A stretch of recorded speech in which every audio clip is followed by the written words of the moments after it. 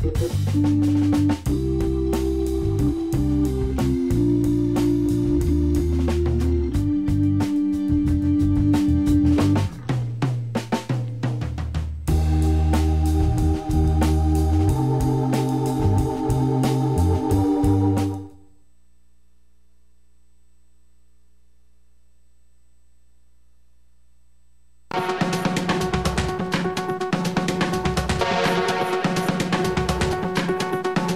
good morning, friends and neighbors. Great to see you this morning. It's Thursday, February 27. And here we go with the Bill Press Show. 3 hours of bringing you the news and getting your calls and your comments on all the topics of the day and the news of the day here in our nation's capital, around the country, and around the globe. And we'll bring it to you on Free Speech TV and, of course, on our video stream worldwide at TawkrTV, youtube.com/Tawkr, T-A-W-K-R TV. Well, she did it. Arizona Governor Jan Brewer did the right thing. She vetoed that horrific anti-gay legislation. She followed the advice of John McCain and Jeff Flake, the two senators from Arizona, Mitt Romney, Secretary of State John Kerry, and the entire Arizona business community, saying this was bad for the state. It was morally repugnant, and it would cost everybody business, maybe even the Super Bowl. So for the moment, bigotry is dead in Arizona, but you can bet it's going to raise its ugly head in other states soon. Speaking of bigotry, one more state has seen its ban on same-sex marriage struck down by a federal judge. This time it is Texas. Happened yesterday. Texas now joining Oklahoma and Utah and Nevada and Virginia, where federal judges have said their ban on same-sex marriage is unconstitutional. All of those decisions are being delayed pending appeals, but there are several cases pending. Meanwhile, in other states, pretty soon same-sex marriage will be legal in all 50 states. So much to talk about, and President Obama calling on Congress to pass a massive new transportation bill to repair and replace our aging roads, highways, bridges, and tunnels. We'll talk about all of it and take your calls right here on the Full Court Press. This is the Bill Press Show.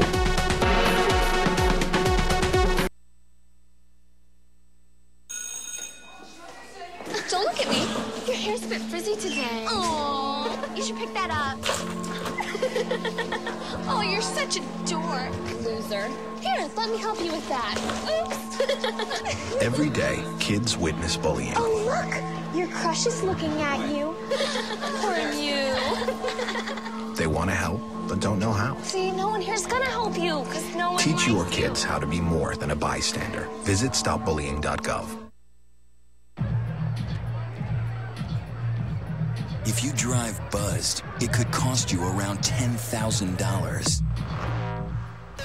You'll face major legal fees, major fines, and steep insurance penalties. You could lose everything. Nothing kills a buzz like getting pulled over for buzz driving, because buzz driving is drunk driving. When some people struggle with their mortgage payments, they become frozen, petrified. Not knowing what to do, they do nothing. But the people who take action are far more likely to get the most positive outcome. Making home affordable is a free government program. Call now to talk one-on-one with a housing expert about the options that are right for you. Real help, real answers, right now. Here at the GED Pep Talk Center, we have pep talkers standing by to get you motivated for your GED diploma. Text the name Terry to 69222 for a sympathetic pep talk. You show people what you really are. Or for a gentle pep talk, text the name Deborah. You know you're going to make people very proud of you. And if that's not enough, text the name Danny for an extreme pep talk. Prove everyone wrong. Show them you're the boss. Get your GED pep talk and find free GED classes. Text the name of the person you want a pep talk from to 69222.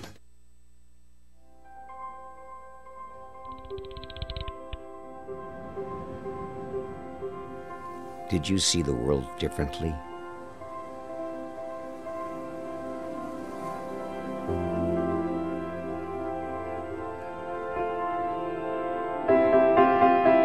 Did you celebrate the victory?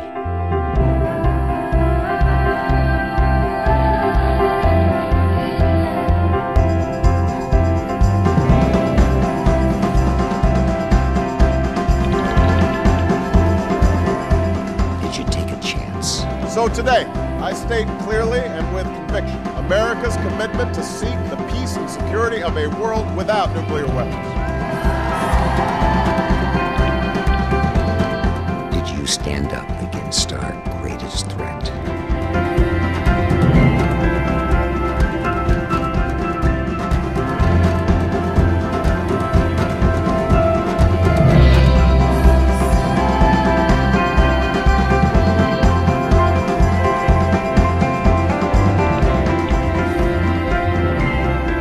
Did you commit to change the world?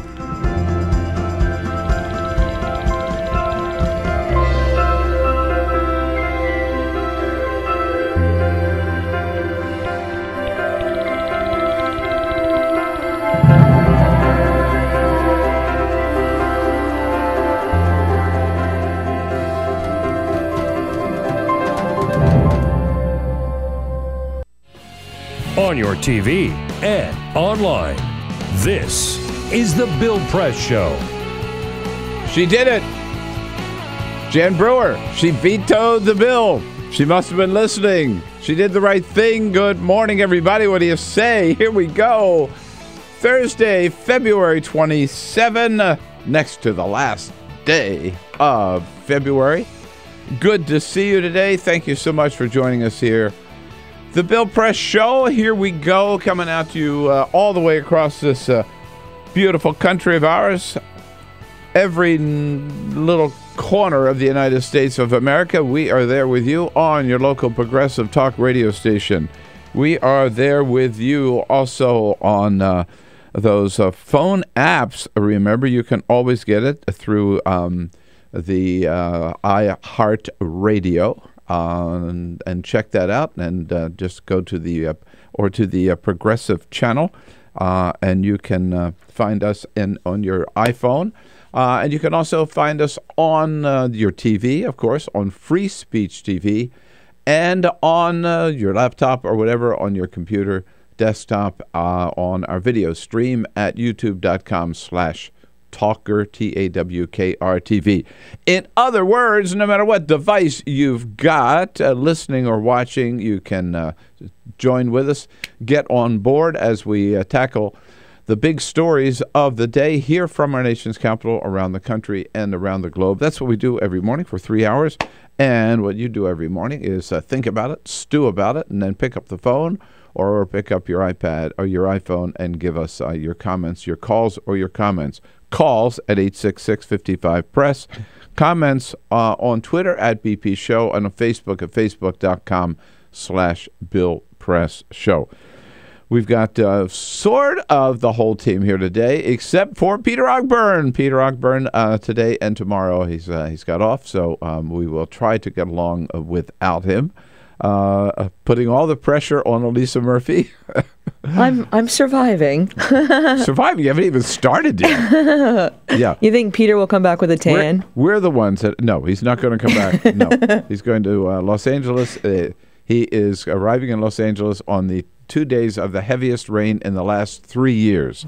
It's already started, so he is not going to come back with a tan from this trip to not good California. Timing. Anyhow, good to have you with us, as well as Alicia Cruz, who not there to share right now. She will be there to take your phone calls, again, at 866-55-PRESS.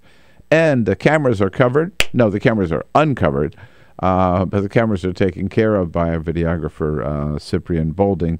As I mentioned, heavy rain in the Los Angeles area. And, you know, having lived in California most of my life, there's the good weather, the good things about the weather, and then the bad things about the weather, and they really need rain, and they're finally going to get the rain. But then with the rain comes another problem, the landslide. So with no rain, you got the drought. With the rain, you get the landslides. In Glendora, just east of Los Angeles, in the hills there, here's one resident talking about what might impact his property. If the hill starts to come down, it's going to come down, and that we would probably lose, or our pool would fill with dirt. We went up the hill so he could show me what was probably going to come down, and it was emotional.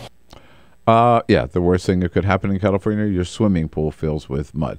Yeah, actually, I don't make light of that. We years ago, almost 10 or 15 years ago now, almost came very, very close to losing our house in Northern California to a mudslide. It was really, really, really scary. Big chunk of the property went out, leaving our house right on the edge of a cliff.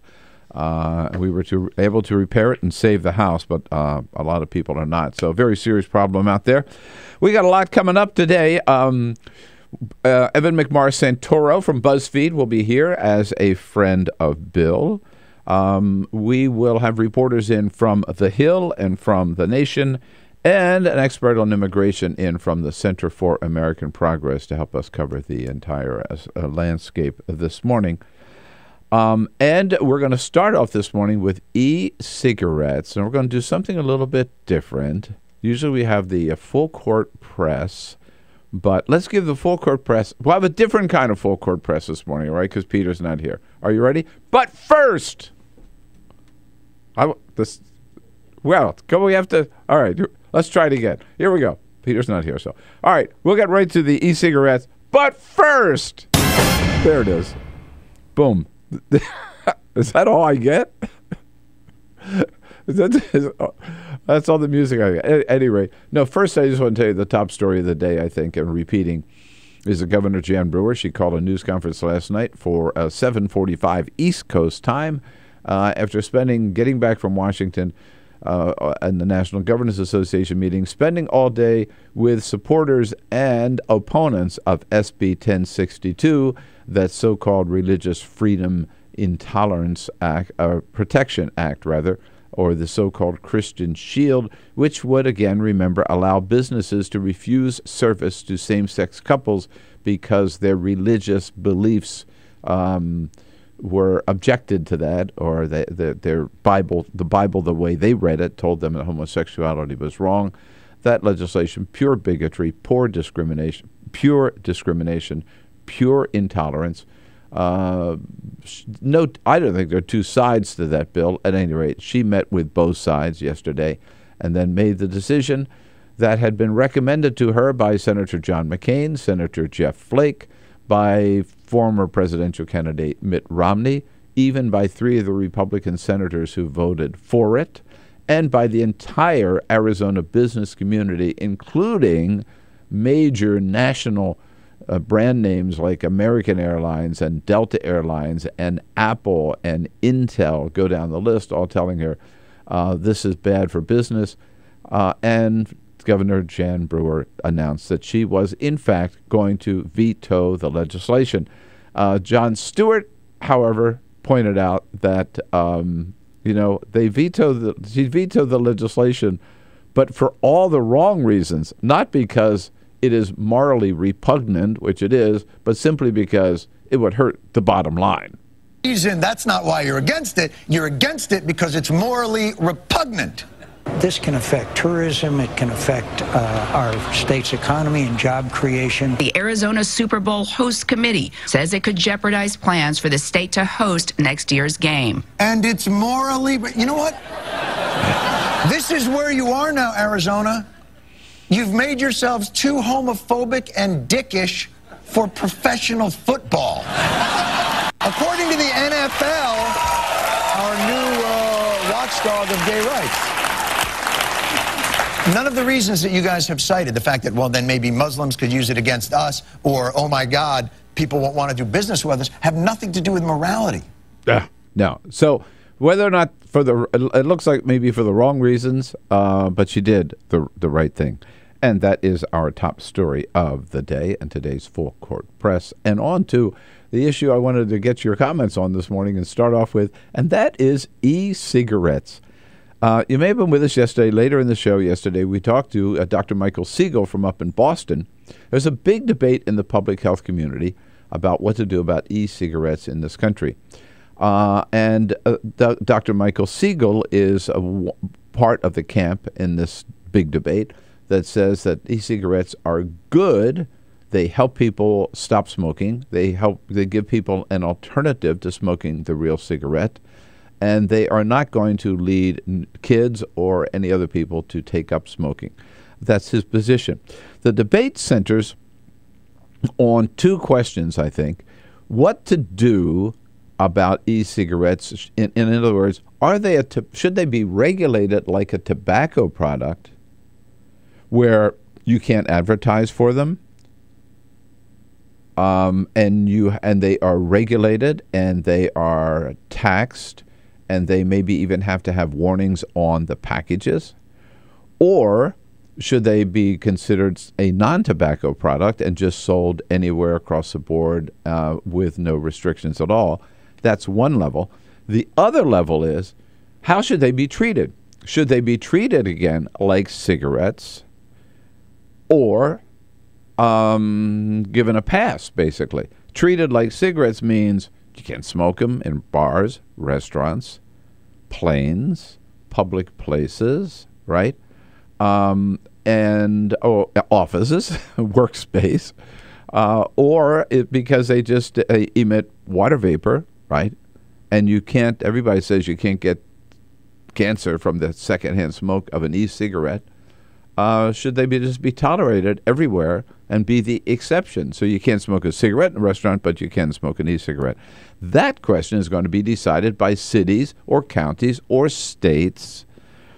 And you know what? It depends on what you and I think about it, basically. And that's the question. 866-55-PRESS, 866-55-77-377. So let's talk about it. And I got to tell you, I'm really torn about this.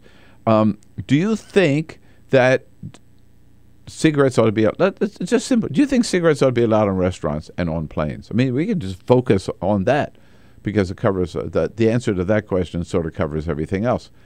And I guess, as I say, I'm torn about it. Look, on the one hand, they're cleaner. They don't cause cancer, right, to the smoker or to you, the person who's sitting across. You don't have to breathe in that smoke. So you don't have those real health problems. On the other hand, I think smoking is I think it's a icky, ugly habit, you know. Some of my best friends are smokers, as they say. I understand some people do have the need, but I hate to be around smokers, and I don't like to see people puffing on a cigarette. I certainly don't want them. I was always a strong proponent of getting rid of cigarettes in bars and restaurants and planes. And I can remember the day when you could smoke in all of them. And I just hate to see people, you know, even though I can't smell their smoke, I just hate to see that kind of smoking action. And so I'm torn. I know it helps. It's an alternative to people who do have that addiction and need that. And it's better, I understand, it's better for them to smoke an e-cigarette than to smoke a real cigarette. But I still don't want to see it. That's what it comes. I'm uncomfortable with it. It makes me uncomfortable. And if it makes me uncomfortable, why should I have to tolerate it? I don't know. I don't want to be intolerant, but maybe I am intolerant of smokers and e-cigarettes. That's where I come down. I'd like to see them banned in bars, restaurants, planes, all the places. Same thing as cigarettes. Treated the same thing as cigarettes today. Your questions, your comments, your vote, 866-55-PRESS. And by the way, the European Union jumped into this yesterday, and the European Union voted, the legislature, their parliament, to put some real tough restrictions on e-cigarettes in Europe. They say that they will be treated as ordinary tobacco products, required to carry graphic health warnings. They must be child-proof, and they are not allowed where cigarettes are not allowed. So the European Union really cracking down. We're now about to make that decision in the United States, whether to regulate them as tobacco products and whether to ban them in bars and restaurants and planes. You tell me what ought to happen. 866-55-PRESS. I vote. Treat them the same way as cigarettes. This is the Bill Press Show.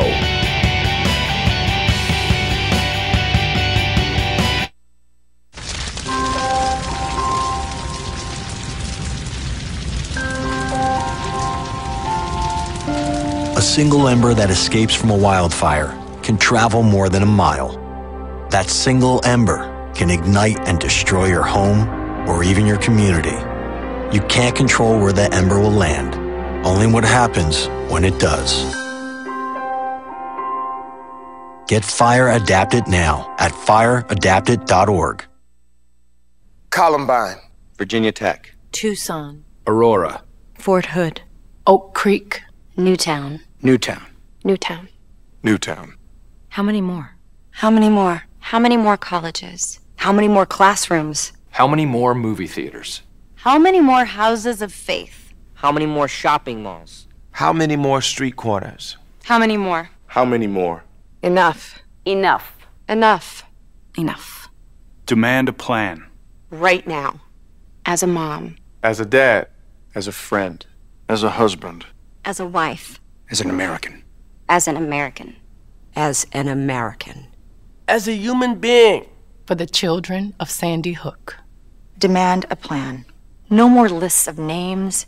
It's not too soon. It's too late. Now is the time. Before we all know someone who loved someone on that list. No more lists. No more. Who they might have been. No more. If we had just done something yesterday. It's time. We can do better than this. We can do better than this. It's time. It's time. It's time for our leaders to act. Demand a plan. Right now. Right now. You! Demand it! Enough. Enough. Enough. Enough.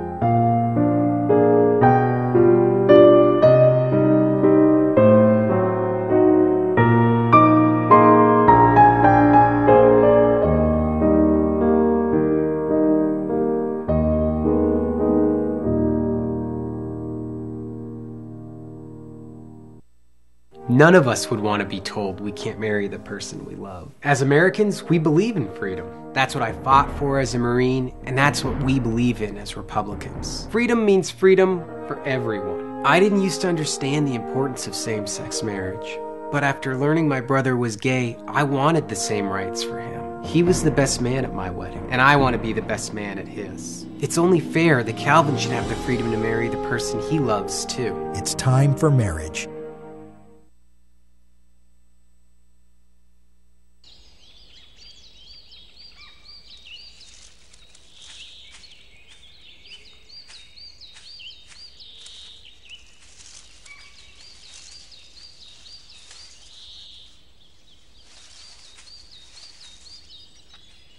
At Earth Justice, we defend the environment in the courtroom. Join our fight. When you take a seat, you take a stand. Earth Justice, because the Earth needs a good lawyer. So, I'm kind of new here, but I've noticed a trend. My human does this funny thing where she goes around and gets all my toys, and then she hides them in that basket by the door. You know, but it's always the same basket, and it's always in the same place. And then she acts so surprised when I find them, but, you know, she's putting them in the same basket. Again. It's like, hello? That's where you put it last time. You were the worst at hide and go seek.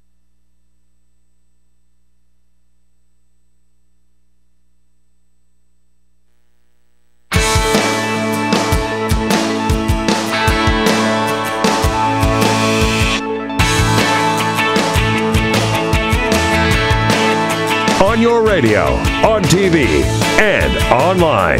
This is the Bill Press Show. All right, what to do about e-cigarettes is where we start off this morning here on the Bill Press Show, Thursday, February 27.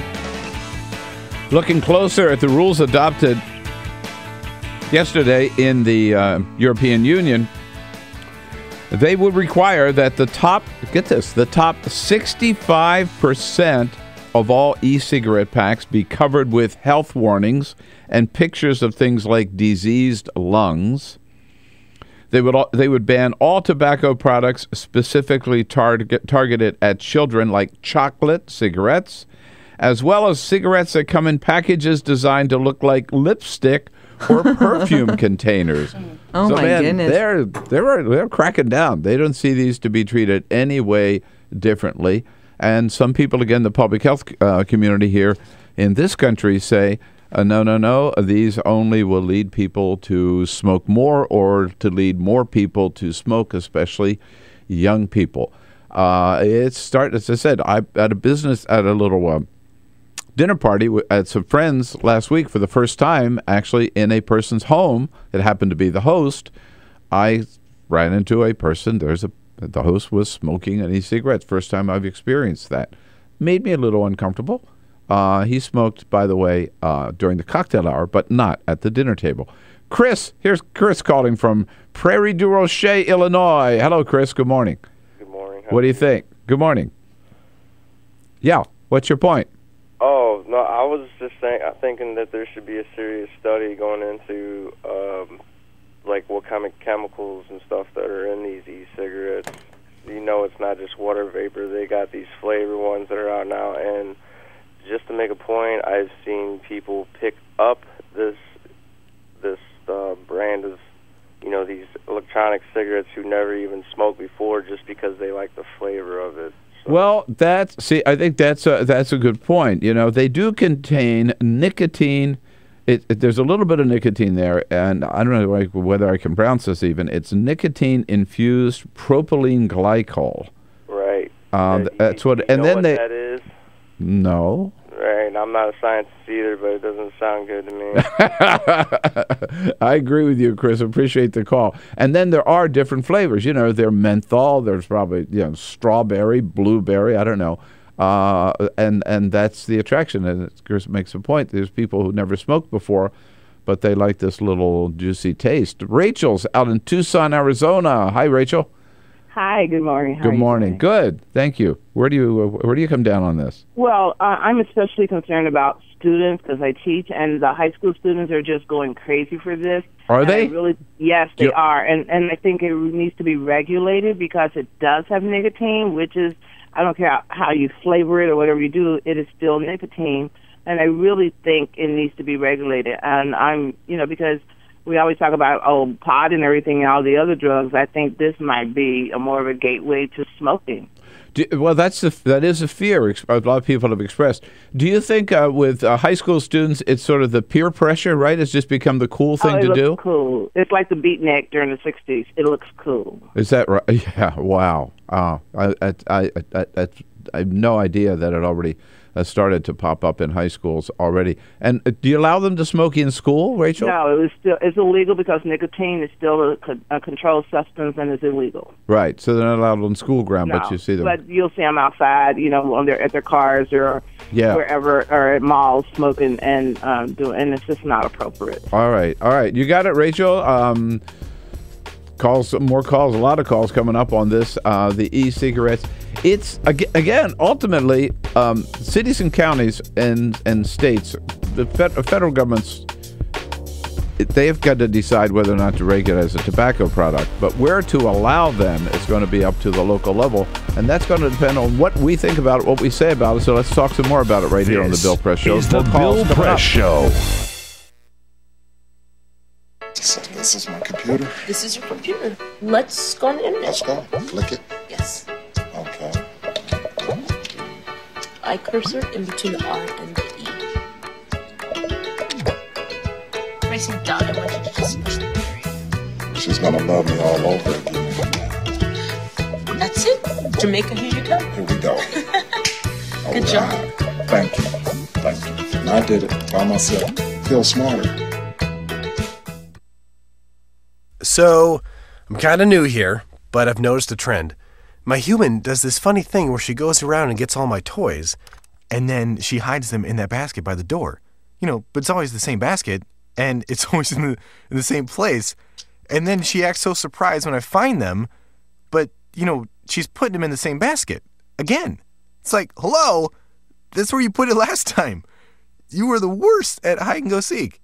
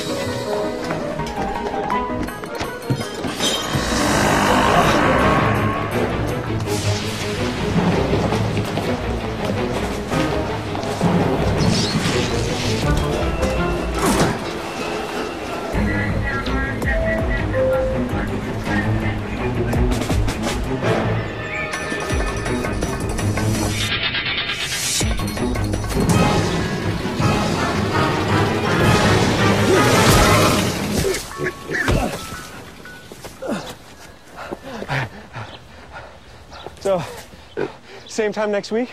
Well, of course. Put away a few bucks, feel like $1 million. For free tips to help you save, go to Feed the Pig.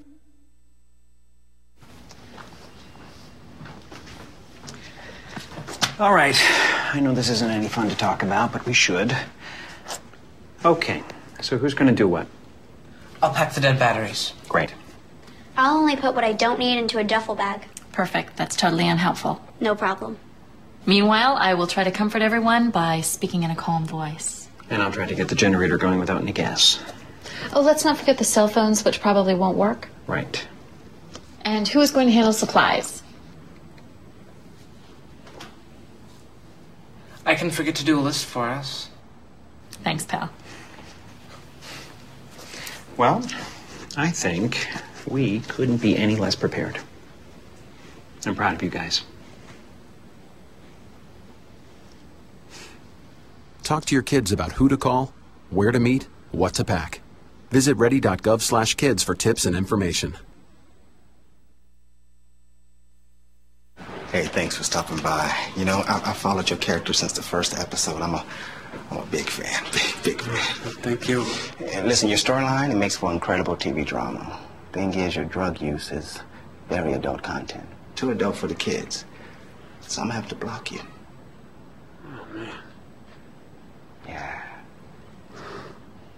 Well, have a good one. You're a nice lady.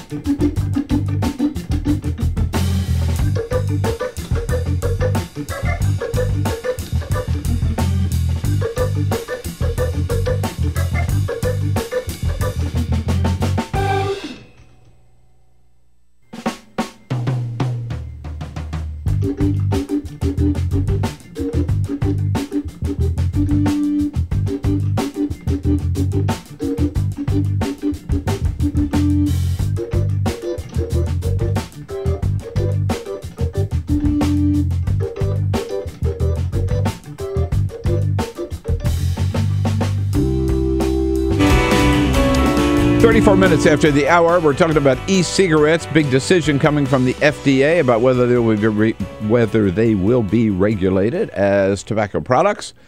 And a big decisions coming up state after state, city after city on where they will be permitted and where they will not. You will not be surprised to know that here in Washington, a whole group of lobbyists have been formed around this issue. They call themselves the Electronic Cigarette Industry Group. They are lobbying against, of course, any rules or regulations. But there are people on the other side saying, no, this is a gateway drug, basically, a gateway little trick, right, that people will use they'll get into this and then they'll start smoking the real thing. And, of course, this being Washington and House of Cards already out there for the second season. In one of the latest episodes of House of Cards, I'm not sure which one for the second season, Frank Underwood is caught with by his wife, Claire, with an electronic cigarette. And she says, "You're cheating." He's a former smoker. She says, "You're cheating." And he says, "No, I'm not. It's vapor. Addiction without the consequences." Oh. And by the way, I just learned that there is a word for smoking an electronic cigarette. It is vaping. Vaping. Oh, wow. So should vaping be allowed in bars and restaurants? Ike has an opinion on just about everything under the sun from Charleston, South Carolina, including this. Hello, Ike. Good morning. Yeah, hey, well, just as a side note, I wondered why Flossie Mae was jumping on a bus to go to L.A. last week. Well, now you know. She and Ogburn are meeting up in Los Angeles, right? But, the electronic cigarette issue, it's a good tool to use to get away from tobacco. People may not be aware, but some of the biggest damage that's done by cigarettes is not the nicotine, which is all this is a nicotine delivery system. It's the tar, right? The nicotine itself isn't the problem. Right. The tar and the other chemicals are the problem. Yeah. And when it comes down to it, the way I see it, look, if y'all want to just ban cigarettes outright, go right ahead, okay? But every time you build a better mousetrap, don't get on our butt because we built a better mouse. This doesn't hurt anybody. It actually, believe it or not, the flavored ones that I use, which, by the way, doesn't look anything like a cigarette. I've got $150 in this system, okay? And I've been smoking for a long time. Yeah, well, you mean that's what the system cost you? And then you get cartridges, replacement cartridges? No, I don't. Yeah, no, I buy bottles of liquid. I refill my own. It's a very sophisticated system. But what I was going to say is the fact is it is a useful tool for people that want to get away from cigarettes, and that was the goal of everybody that's been being smoke Nazis. And I understand that, and I can tell you that health-wise, it's nowhere near as bad. And I can also tell you I'm a guy that's tried nicotine gum, I've tried patches, I've tried hypnotism, I've tried all kinds of things to quit cigarettes. Right. And this is the only thing that worked, huh? This is it. You got it, buddy. Yeah. No, I've heard that from other people too, Ike, and that's a good testament for why they are why they serve a good purpose. And somebody like Ike, I would imagine a lifelong smoker, wants to get away from it and can't and needs something to replace it, and there's the electronic cigarette, which doesn't impact his health nor yours and mine. So maybe they should be treated differently. As I say, this is a tough issue, I think. Anita is in San Antonio, Texas. Hello, Anita. Hi, Bill. Yeah, I think the e-cig should be regulated, but I don't think that just because something makes you feel uncomfortable, and I understand seeing someone smoke an e-cig makes you uncomfortable. Yeah, it does. I mean, I just be honest with you. Yeah, go ahead. I understand that, but that doesn't mean you can ban it. I agree. Makes you feel uncomfortable. Yeah, I agree. Yeah. But I guess the more serious question is now. Ike gives is a classic example, right, of someone who has been smoking, wants to get off the habit, right, to protect his health and the health of the people around him, and it's not so cheap, maybe, right, but it is an effective, safe solution, right? Okay, so that's one side of it. The other side is people see people smoking these cigarettes, particularly younger people, and they're going to say, hey, that looks really cool. You heard the teacher maybe before the half hour say, hey, that really looks cool, so I'm going to get one of those. and then they go to and they graduate from there to the real thing, and then we're right back where we started. Right? So that's the other side of it. Yeah, but maybe we should keep them from young people. So Anita, would you be comfortable out with your friends in a restaurant and they're puffing on one of these vaping on an e-cigarette and shooting water vapor your way? Well, the water vapor, if it doesn't affect me, then I don't have a problem with it. I mean, I wouldn't feel comfortable if somebody were picking their nose, at their table. That doesn't mean I can stop them. Well, you could tell them that's not a polite thing to do. Well, I understand that. I can tell them that, and I can tell them that smoking e-cigs is not a polite thing to do, but that doesn't mean I can stop them. I got it. But so I guess your answer is no, right? That'd be okay with you, right? Yeah, it's fine with me as long as it doesn't, affect me physically. As long as you're not going to get lung cancer from their water vapor. All right, got it. Right, exactly. Yeah. Anita, appreciate the call. Thanks so much. 866-55-PRESS. You know the toll-free number. The FDA, by the way, is considering this right now. Their decision is due soon. They haven't given an exact date for it, but there's more and more as the FDA is gearing up for this. There's more and more attention here in Washington D.C. Recently, Business Week also had a cover story about e-cigarettes, and with a picture of an e-cigarette and the legend under it: "They're new, they're blue, but will they still kill you?" So that's the question. You're going to hear a lot more about this one to start off this morning, and you can hear from our callers. Some are for them, some are against them.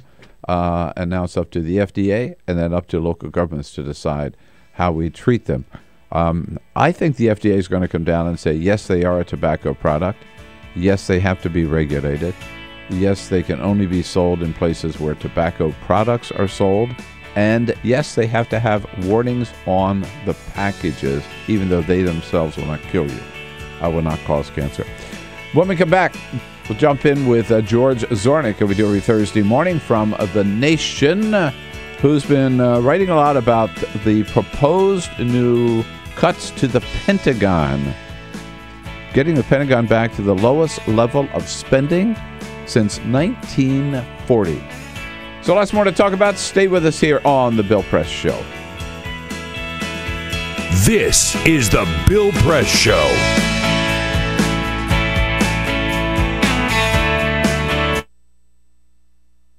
It is possible to read the history of this country as one long struggle to extend the liberties established in our Constitution to everyone in America. In other words, who, according to our laws and culture, gets to be considered a person? The law creates legal personhood, and movements create law and change culture. So, how have the courts passed laws to shape our culture? That history goes way back before Citizens United. 1819, Dartmouth College versus Woodward, Supreme Court case, turned a corporate charter from a government-granted charter to a contract. This ruling gave corporations standing within the Constitution. 1886, Santa Clara County versus Southern Pacific Railroad. Though the court did not rule on corporate personhood, the decision was subsequently cited as a precedent to hold that a private corporation is entitled to the same 14th Amendment rights of due process and equal protection as human beings. This makes it impossible for us to make laws that treat local businesses any differently than giant multinational corporations, even if their business practices are deemed to be harmful to workers, the environment and communities, or if they have a history of violating the law. Hale versus Henkel, 1906. The court granted corporations the Fourth Amendment search and seizure protection. Dodge versus Ford Motor Company, 1919. The Michigan Supreme Court says the business corporation is organized and carried on primarily for the profit of the stockholders. Stockholder primacy is established. The purpose of the corporation, according to the court, is no longer to serve the public good, as it had been. It is now to maximize profit for shareholders above all else. Pennsylvania Coal Company versus Mahon, 1922. Corporations get the Fifth Amendment takings clause, meaning if you pass a regulation that impacts a corporation's ability to make a profit, that is deemed a taking, and they can sue for the right to future profits lost. This creates a chilling effect, and local and state governments become much more hesitant to pass laws in the public interest for fear that corporations can claim loss of potential profits that cities and states will be on the hook to pay. Buckley versus Vallejo, 1976. The Supreme Court rules that spending money to influence elections is protected under the First Amendment, in effect saying that money is speech. Citizens United versus Federal Election Commission, 2010. Today, the Supreme Court of Chief Justice John Roberts declared that because of the alchemy of its 19th century predecessors in deciding that corporations had all the rights of people, any restrictions on how these corporate beings spend their money on political advertising are unconstitutional. The court's ruling threatens to undermine the integrity of elected institutions across the nation. It's a rejection of the common sense of the American people.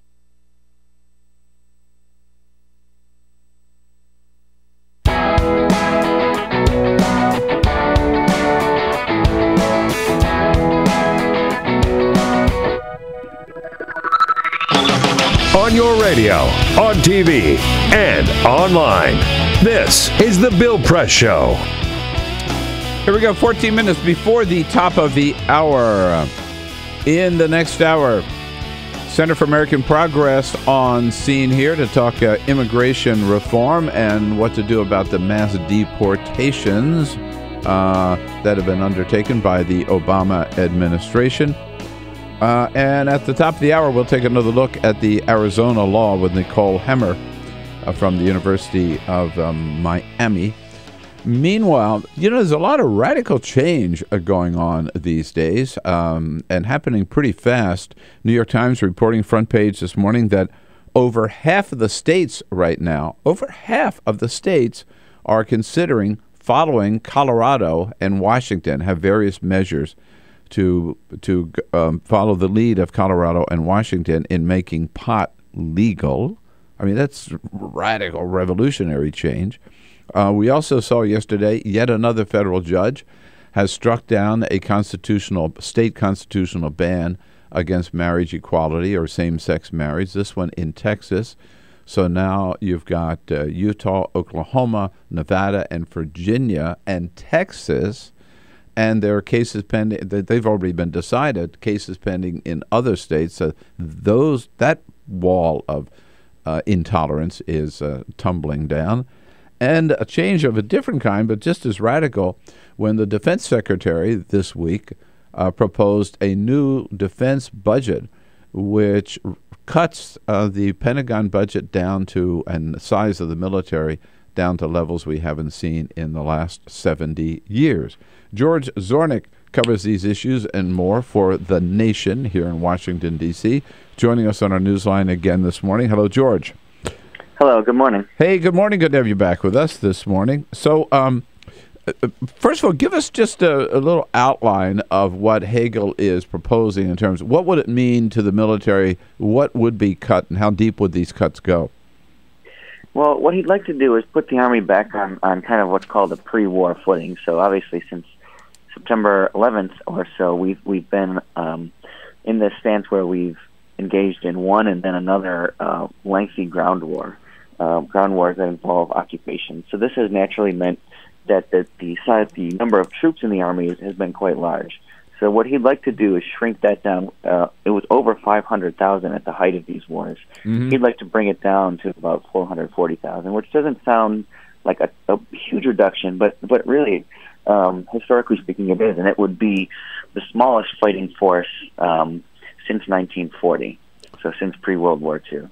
And that's not insignificant. Now, there are some things, I think when some people heard this, they thought, oh, great, Hagel's going to get rid of all these expensive weapon systems and these things that we don't need, and we're not going to have bases in Germany and Japan anymore, and all the defense cuts that real defense budget hawks like Barney Frank have been asking for. And that's not what's happening, unfortunately. But he is looking to shrink the Army down to something a little more reasonable, and an Army that does not have to and does not need to conduct two, ground war occupations.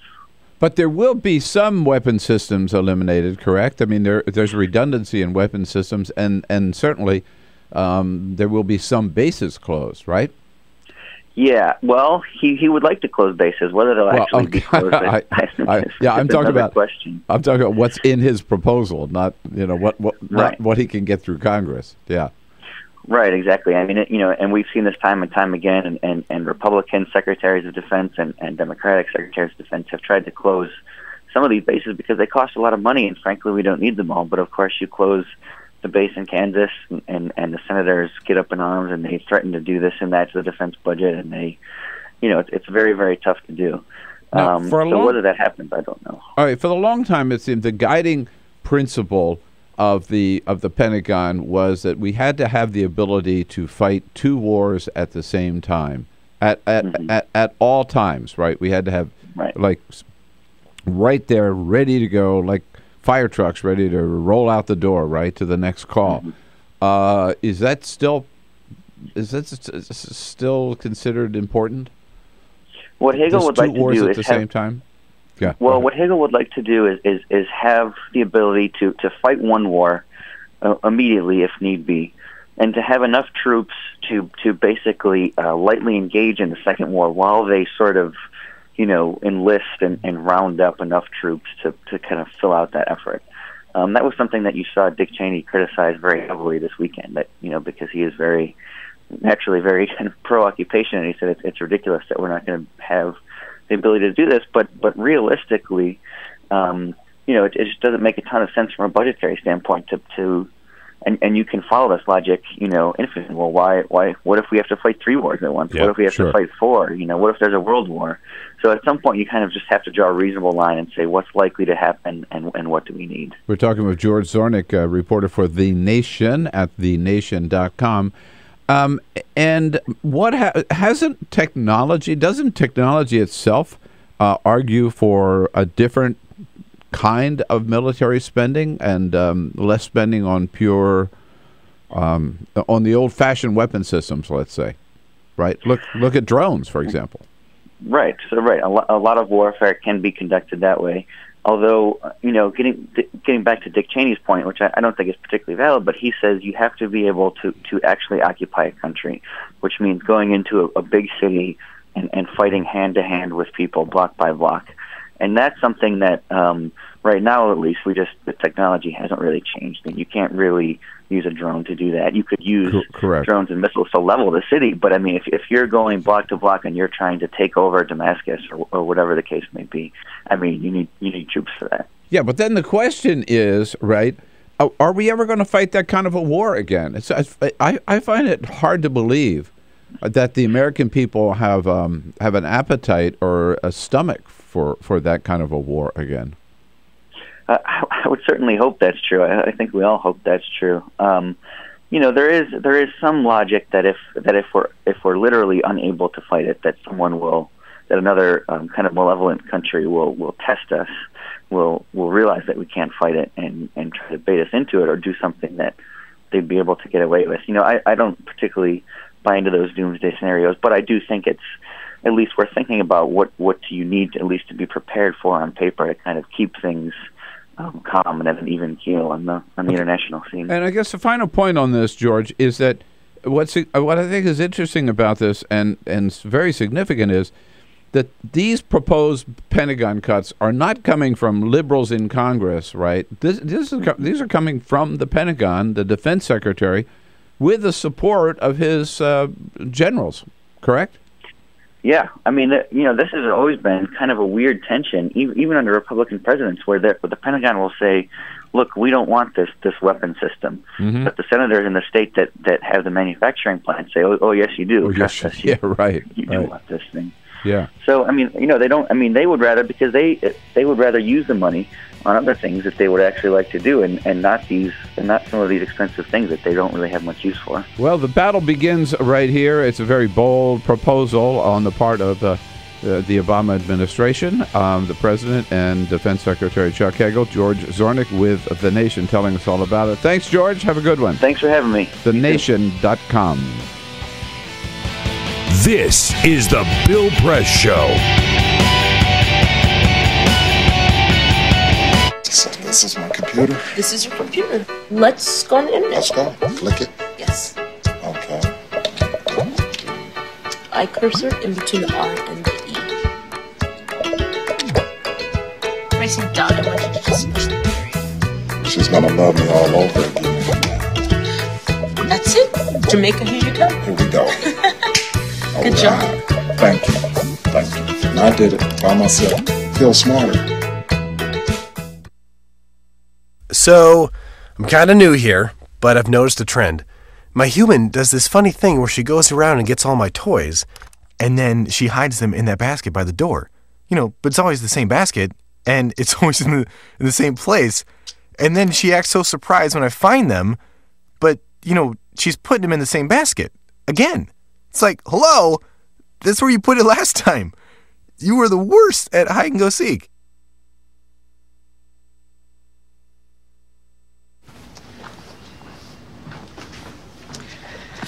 All right. I know this isn't any fun to talk about, but we should. Okay. So who's going to do what? I'll pack the dead batteries. Great. I'll only put what I don't need into a duffel bag. Perfect. That's totally unhelpful. No problem.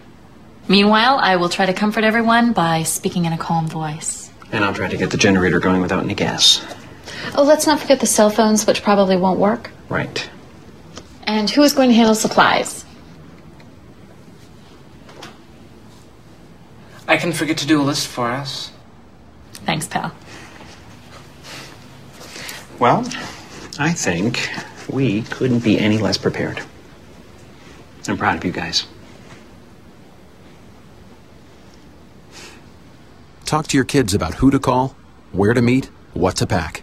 Visit ready.gov/kids for tips and information. Hey, thanks for stopping by. I followed your character since the first episode. I'm a big fan.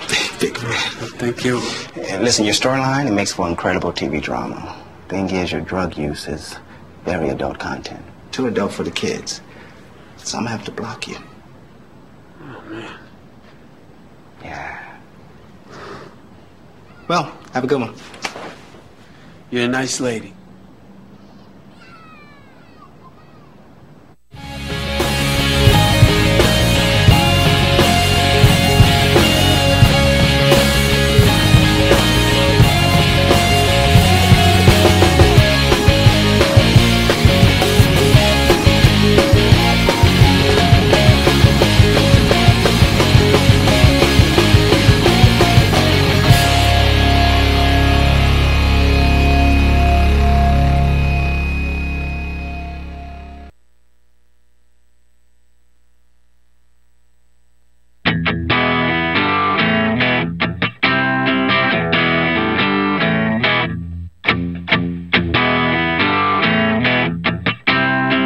This is the Bill Press Show.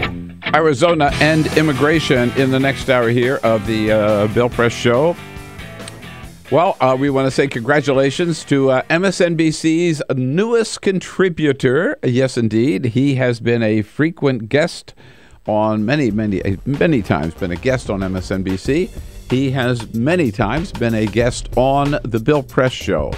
But now former Montana Governor Brian Schweitzer actually is getting a paycheck from MSNBC as a contributor. He made his first appearance as a contributor last night with our good friend Ed Schultz on The Ed Show. The only question is, how long before Brian Schweitzer gets his own show on MSNBC? He deserves one. This is the Bill Press Show.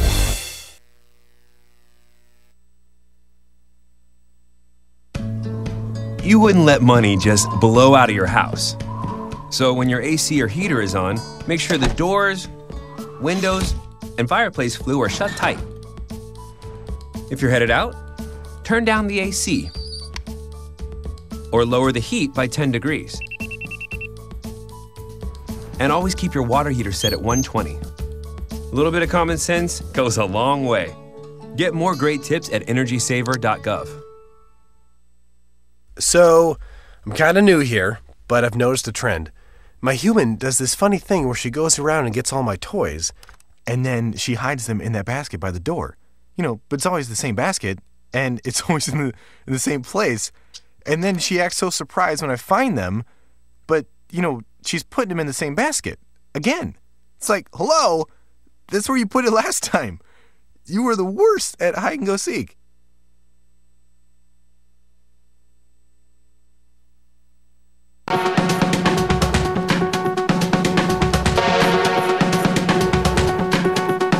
Hey, good morning, friends and neighbors. Great to see you this morning. It's Thursday, February 27.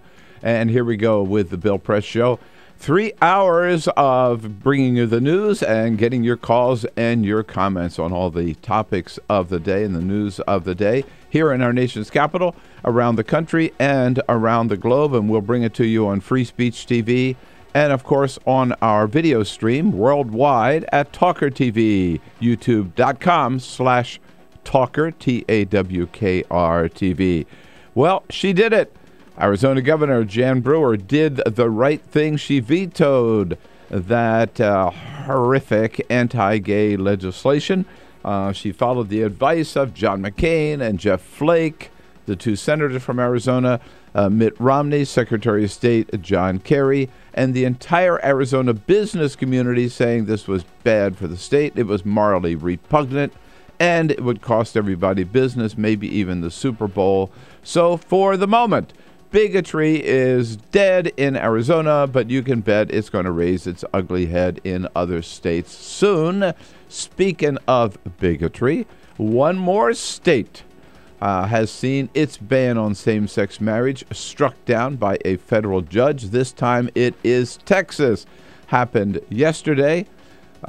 Texas now joining Oklahoma and Utah and Nevada and Virginia, where federal judges have said their ban on same-sex marriage is unconstitutional. All of those decisions are being delayed pending appeals, but there are several cases pending. Meanwhile, in other states, pretty soon same-sex marriage will be legal in all 50 states. So much to talk about, and President Obama calling on Congress to pass a massive new transportation bill to repair and replace our aging roads, highways, bridges, and tunnels. We'll talk about all of it and take your calls right here on the Full Court Press. This is the Bill Press Show.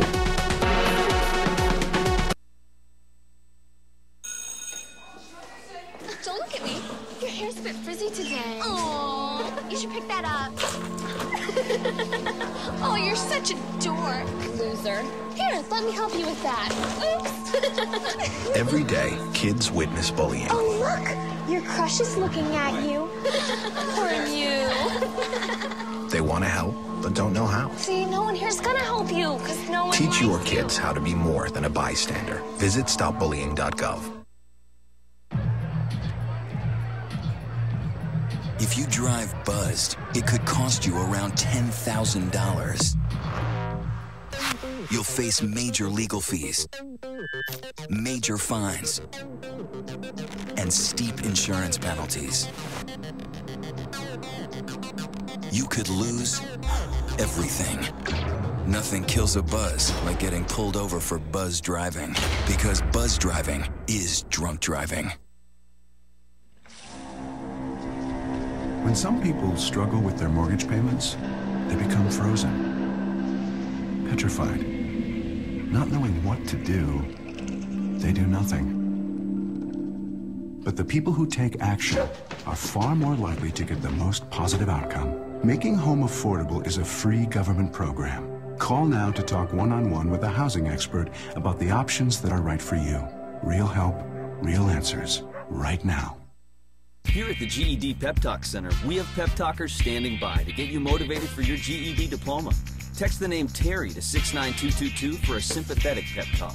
You show people what you really are. Or for a gentle pep talk, text the name Deborah. You know you're going to make people very proud of you. And if that's not enough, text the name Danny for an extreme pep talk. Prove everyone wrong. Show them you're the boss. Get your GED pep talk and find free GED classes. Text the name of the person you want a pep talk from to 69222.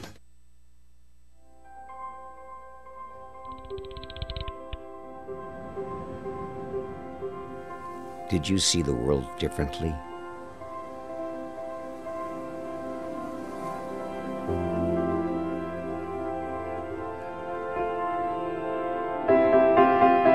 Did you celebrate the victory?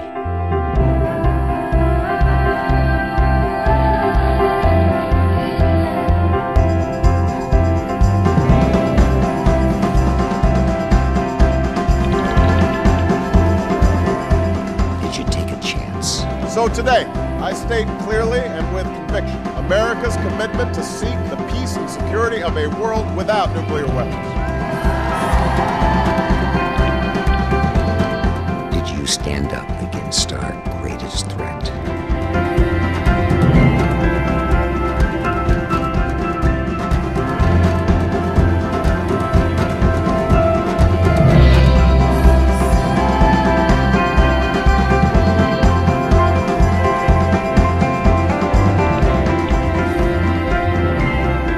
Did you commit to change the world?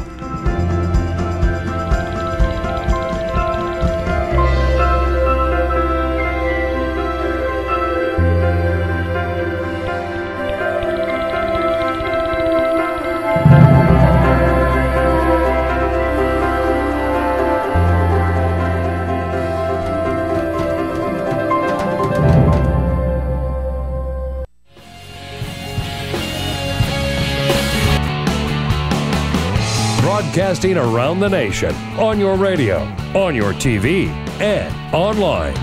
This is The Bill Press Show. She does the right thing. Arizona Governor Jan Brewer vetoes that bigotry legislation, anti-gay legislation. She did what Senator John McCain, Secretary of State John Kerry, and former presidential candidate Mitt Romney asked her to do. Good for her. What took her so long? Hey, what do you say? Good morning, everybody. So good to see you this morning. You're looking good. Great to see you on a Thursday morning, February 27. One more day to go in this month of February, and lots to talk about this morning together.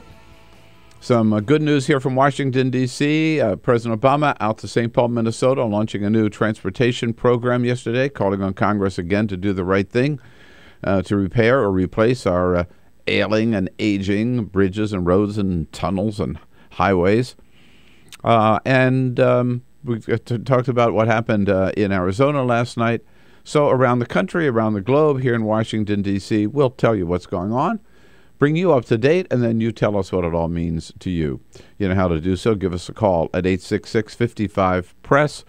Or just send us your comments on Twitter or Facebook. On Twitter, at BP Show, and on Facebook at facebook.com/Bill Press Show.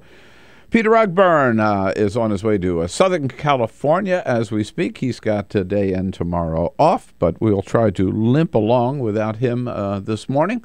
Well, Alicia Murphy picking up the burden of both jobs and wearing both hats this morning. Alicia, good morning. Good morning. All right. Good to see you there with Alicia Cruz here. She's not going anywhere. She's there to take your calls again at 866-55-PRESS.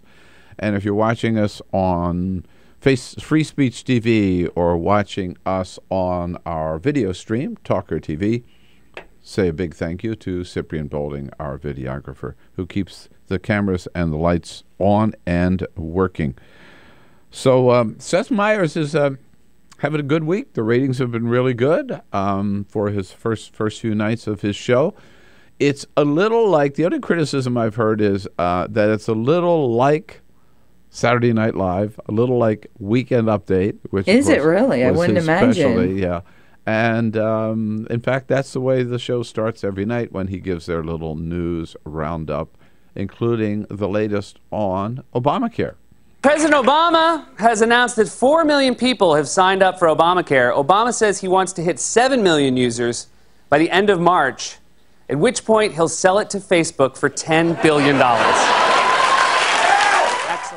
Yeah, the new Mark Zuckerberg, right? President Obama.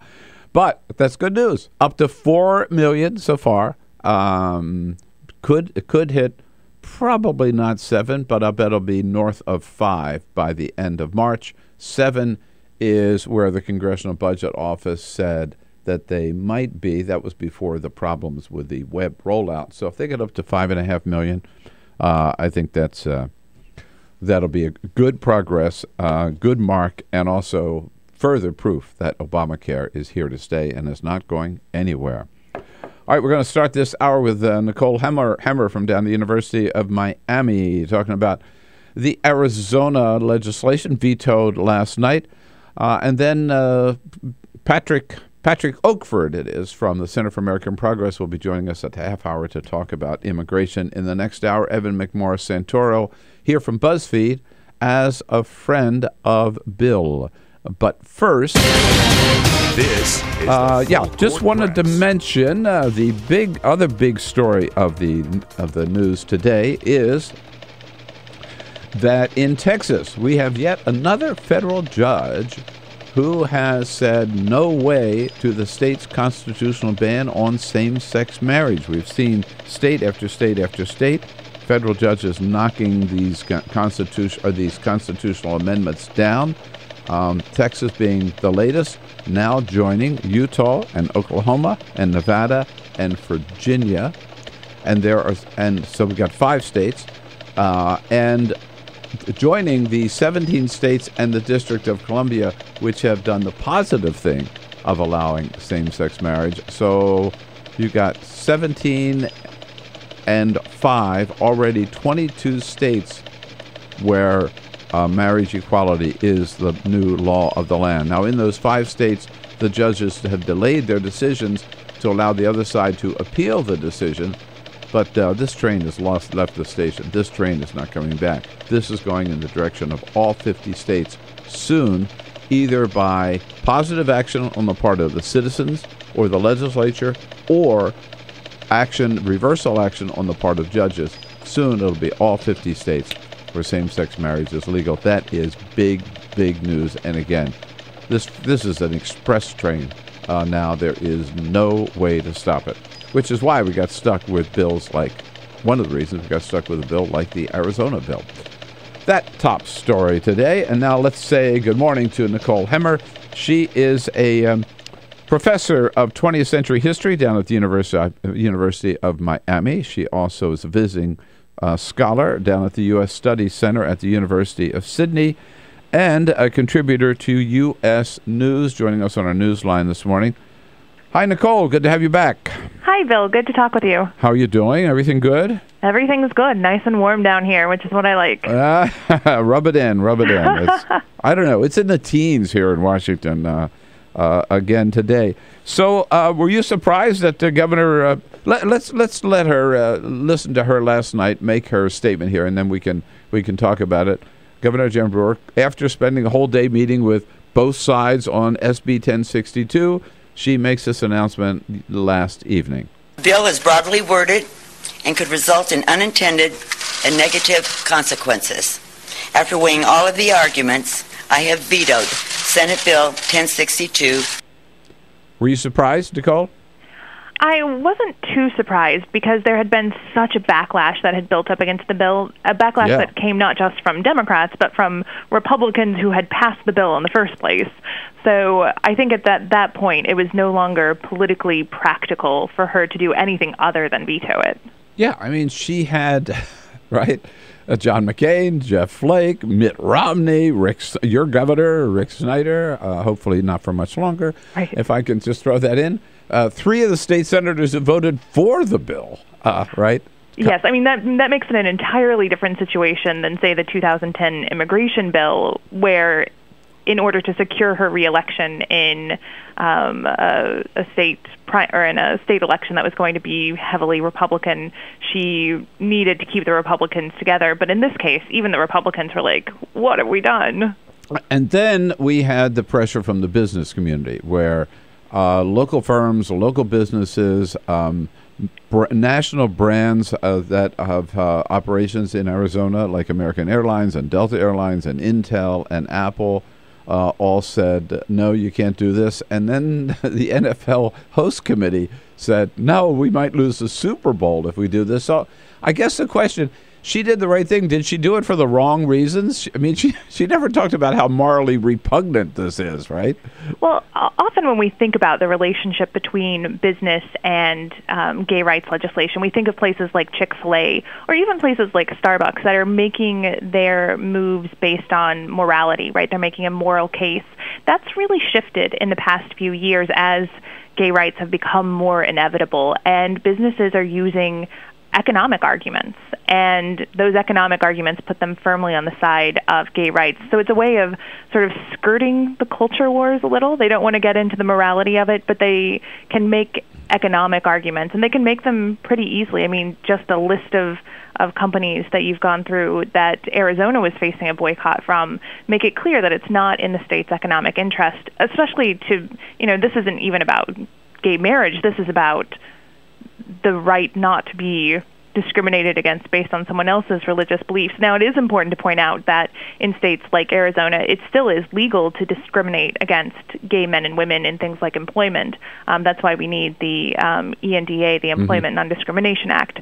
But at least this outsized protection for religious liberties in order to actively discriminate against people, at least that has been killed for the moment. Well, and it's not just in this particular legislation. I mean, you've recently written a piece for U.S. News. Bigotry is bad for business, right, across the board, and we've seen that in other states and on other issues as well. Correct? That's right. It's something that we've seen a lot more lately. In Indiana, for instance, they've been debating an amendment to the Constitution that would prohibit same-sex marriage. And Indiana businesses, the biggest companies based in Indiana, have all come out against this legislation. And again, making that same economic argument, saying it's going to be impossible to recruit people to come to this state. We're not going to be able to have good workers. The good workers that are here are going to leave. It's bad for the company's image to be in a place that people associate with bigotry and discrimination. I thought this Arizona legislation really took us back to the days of separate water fountains, right, and lunch counters and everything else. I guess what surprised me about it, Nicole, is that it got as far as it did. I mean, the fact that this got through the legislature, and then it took so long for the governor to make up her mind. Well, I think that the important thing to understand in order to understand why this bill was so successful here is the way that it's framed around the phrase religious freedom or religious tolerance. Yeah. And remember, this was the same thing, if you'll remember, back when the Sandra Fluke controversy started. Prior to Rush Limbaugh coming out with his comments about Ms. Fluke, that too was a debate framed as religious liberty, and it was one that conservatives were actually gaining a lot of ground on. So until the debate is reframed, religious liberty is actually a pretty powerful way for framing politics and something that conservatives have been fairly successful with. It's when it's reframed as discrimination that it loses all power and that the public opinion changes very quickly. But didn't we learn, during the civil rights movement? I mean, there were people, of course, from the pulpit, right, in churches who claimed the Bible as the foundation for their hatred of African Americans and their and segregation laws, right? Quoting the Old Testament, that people have often used the Bible or religion, right, as a smokescreen or an excuse for bigotry. That's right, and the courts are not particularly interested in that argument, right? They don't see that as a valid reason, and this is the change that we've had since the civil rights movement, which is that this new way of framing religious freedom or religious liberties is not about protecting a person's right to religious practice. It's about protecting anything that a person who's religious does. And that includes positive discrimination, so active discrimination, and that's something that's new. It's an argument that was tried during the civil rights movement, but it didn't work.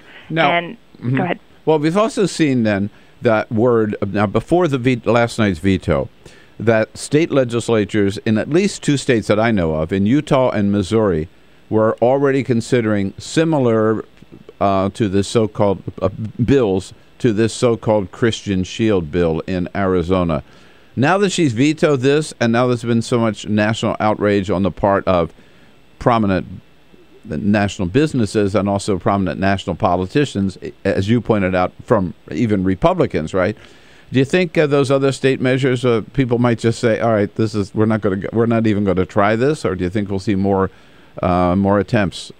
It's a good question, because in conservative circles, this was seen as a capitulation on Brewer's part. It was seen as her giving in to the pressure of the gay agenda and all that. Yeah. So if you had a state that had a strong Republican legislature and a Republican governor who was less pragmatic than Brewer, then you certainly could see a bill like this pass. Probably see it pass, and yeah, it would be challenged in the courts. But, absolutely, it would be immediately challenged. Yeah, God, it's just hard to believe that anybody could support this kind of legislation. But yeah, we have evidence in front of us that enough people do, they can get it through the Arizona State Legislature. Nicole Hemmer, great work. Thanks so much for joining us again this morning. Right, we'd love to keep up in touch with you, and hope to talk to you again soon. Thanks for having me. Nicole Hemmer's down at the University of Miami as a professor of U.S. history and writes for U.S. News, usnews.com. This is the Bill Press Show.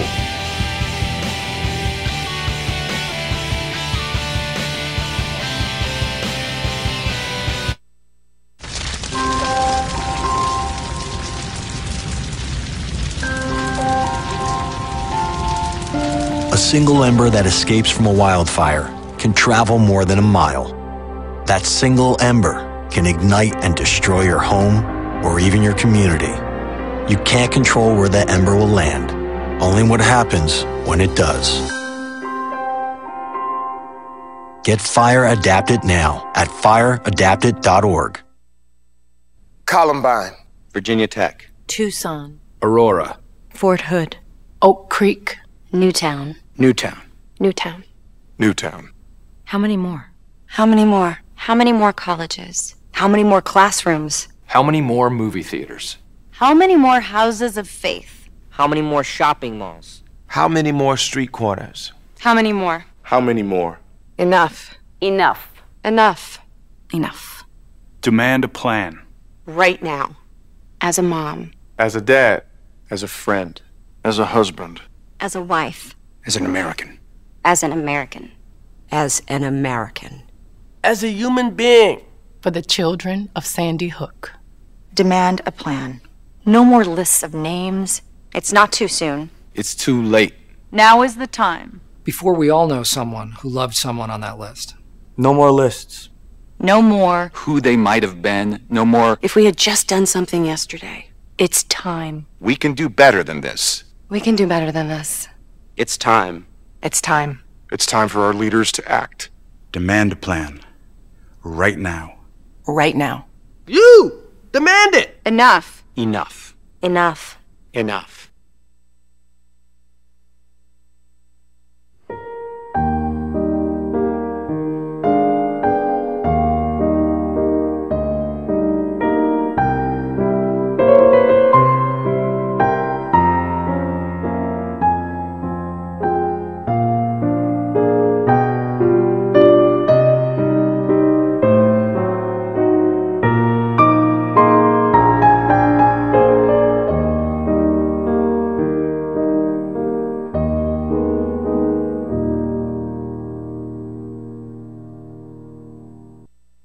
None of us would want to be told we can't marry the person we love. As Americans, we believe in freedom. That's what I fought for as a Marine, and that's what we believe in as Republicans. Freedom means freedom for everyone. I didn't used to understand the importance of same-sex marriage, but after learning my brother was gay, I wanted the same rights for him. He was the best man at my wedding, and I want to be the best man at his. It's only fair that Calvin should have the freedom to marry the person he loves, too. It's time for marriage.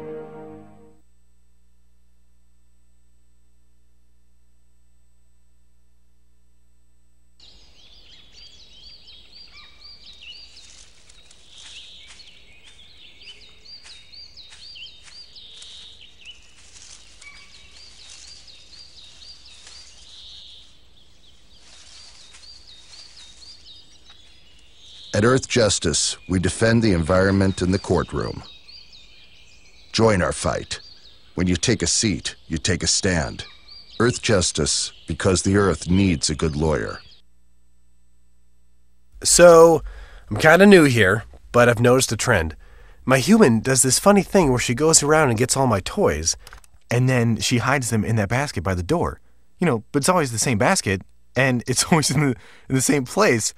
And then she acts so surprised when I find them, but, she's putting them in the same basket. Again. It's like, hello, that's where you put it last time. You were the worst at hide and go seek.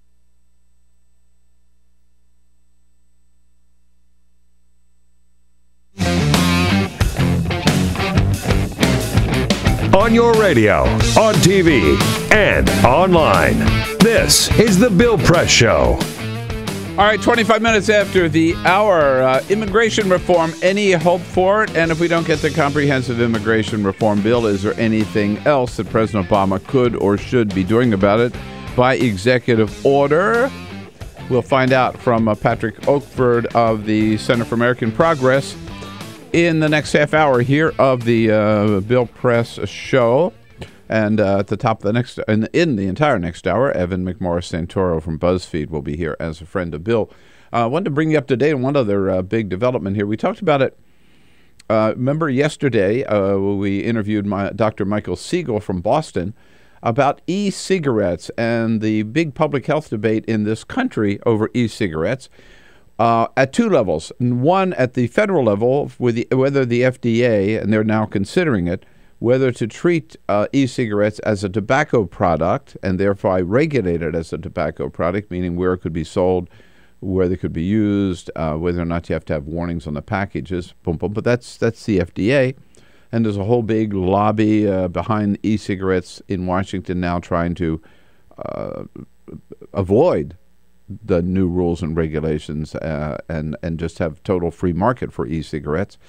On the other hand, there's a question at the state, city level about how to treat e-cigarettes and where they will be allowed and where they won't be allowed. Would they be allowed people allowed to use them in offices, everywhere you cannot use a real cigarette, in other words, or will they be treated as real cigarettes?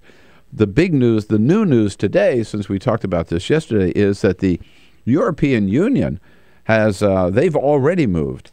And the Parliament yesterday adopted new regulations on e-cigarettes, which are really, really very strict. They say that they are tobacco products. They must be treated as tobacco products, meaning, for example, that all advertising, like you can't advertise for cigarettes anymore in this country. For a long time, you haven't been able to do that. And that's one of the things the FDA will have to decide. But the European Union yesterday said, nope, no advertising for e-cigarettes at all. Plus, manufacturers must be required to put graphic health warnings on all e-cigarette packages. They must also be child-proof. They limit the amount of nicotine to 20 milligrams per milliliter.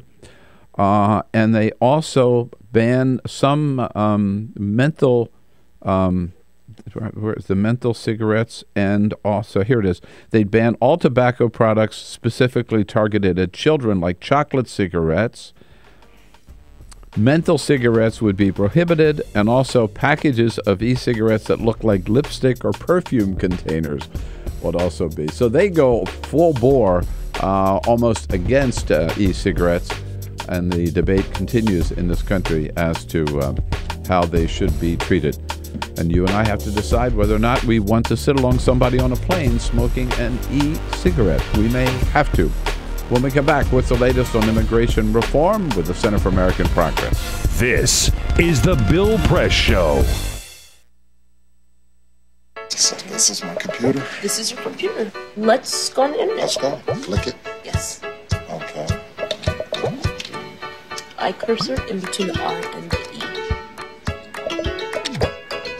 Pressing down, I want you to just push the period. She's gonna love me all over again.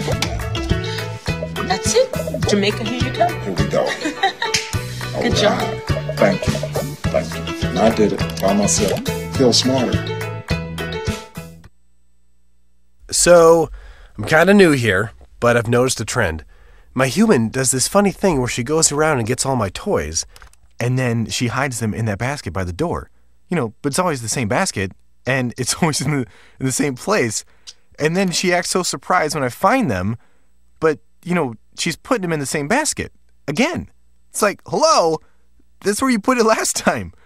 You were the worst at hide and go seek.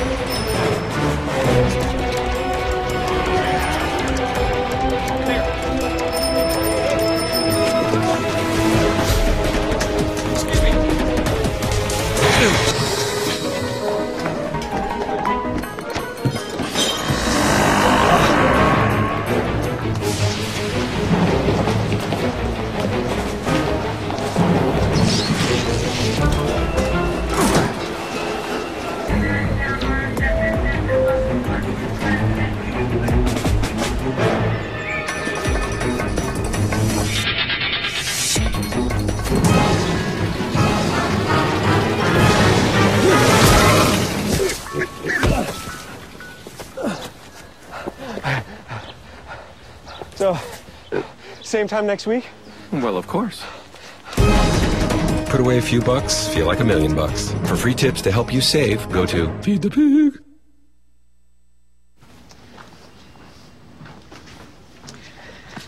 All right. I know this isn't any fun to talk about, but we should. Okay. So who's going to do what? I'll pack the dead batteries. Great. I'll only put what I don't need into a duffel bag. Perfect. That's totally unhelpful. No problem. Meanwhile, I will try to comfort everyone by speaking in a calm voice. And I'll try to get the generator going without any gas. Oh, let's not forget the cell phones, which probably won't work. Right. And who is going to handle supplies? I can forget to do a list for us. Thanks, pal. Well, I think we couldn't be any less prepared. I'm proud of you guys. Talk to your kids about who to call, where to meet, what to pack. Visit ready.gov/kids for tips and information. Hey, thanks for stopping by. I followed your character since the first episode. I'm a big fan. Big fan. Thank you. And listen, your storyline, it makes for incredible TV drama. Thing is, your drug use is very adult content. Too adult for the kids. So I'm gonna have to block you.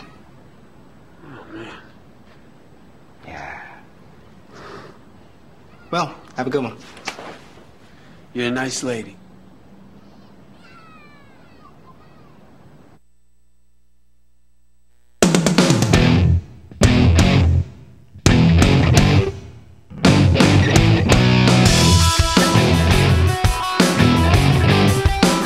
Connect with The Bill Press Show on Twitter. Follow us at BP Show and tweet using the hashtag WatchingBP. This is The Bill Press Show. Hey, 33 minutes after the hour, Thursday morning, February 27. Good to see you today. We're coming to you live from our nation's capital and our studio right here on Capitol Hill in Washington, D.C., just down the street from the United States Capitol building, where we wait every day for them to do something. I mean, what are they here for? Haven't seen much yet, but we'll tell you when they do. Meanwhile, we're brought to you today, our show brought to you today by AFSCME, the good men and women of AFSCME, the largest public employee and healthcare workers union in the entire country under President Lee Saunders, making America happen. Check out their good work at their website, afscme.org, AFSCME.org. Among things we're hoping to see some action Among those issues this year is the issue of immigration reform. What are the chances? Is there any chance left for something on immigration reform this year? Patrick Oakford is at the Center for American Progress as a research associate working on these issues. The great Center for American Progress, AmericanProgress.org. And Patrick, welcome. Thanks so much for having me. Yeah, good to see you. So, yes or no, will there be a comprehensive immigration bill passed by the Congress this year? Short answer, yes, I think so. I'm optimistic. It's Boy, early on in the year. You're the only person in Washington. I don't know about that, Bill. It's early. It's February. I think we need to remember the year's really long. Congress has a lot of time to act on this. And if we look back and if history is any indication of the future, most immigration bills actually get passed towards the end of the year. If we look at the DREAM Act, which the last time there was a vote on that, it was in December. The last major piece of legislation of immigration reform also happened towards the end of the year, and even the Senate bill was passed in June. So, yes, I think we have time to get this done. Well, I was just going to point out, the Senate bill was passed in June 2013. Now we're February 2014, and the House hasn't even had one vote on the Senate bill, and John Boehner says there will not be one vote on the Senate bill as it passed the Senate. Yes, there's no denying the fact that the House has had lots of time to act so far, and their inaction has absolutely cost our country lots of money. In fact, their inaction costs American taxpayers $37 million a day, right? So we're losing out on $37 million through their inaction. Where's that number come from? So if we think about immigration reform, and the idea that passing immigration reform would be good for our economy and it would grow our economy. So every day that the House fails to pass immigration reform, it's money that the House is leaving on the table. CBO has projections on how much that would be, and Center for American Progress has crunched that down to how much it costs each day. It's $37 million. That's the cost of inaction. And this is lost revenue from what? From the potential taxpayers of undocumented immigrants, right? The 11 million undocumented who immigrants. Who are not paying Social Security. Well, some of them are paying Social Security. I guess income taxes, is that it? Absolutely, right. So if we look at the undocumented population, most of them are kind of living in the shadows, right? Not all of them are able to pay payroll taxes. Not all of them are able to pay income taxes like you or I, Bill, right? So providing them with legal status and citizenship will bring them out of the shadows, put them on the books, and allow them to find jobs that match their skills, and they're going to start paying taxes. And so that's going to be a net gain for our economy. So every day that we don't pass immigration reform is another day those individuals are working a job and not able to pay taxes. That's where we get to that $37 million. All right. Okay. Now back to the politics of the immigration legislation.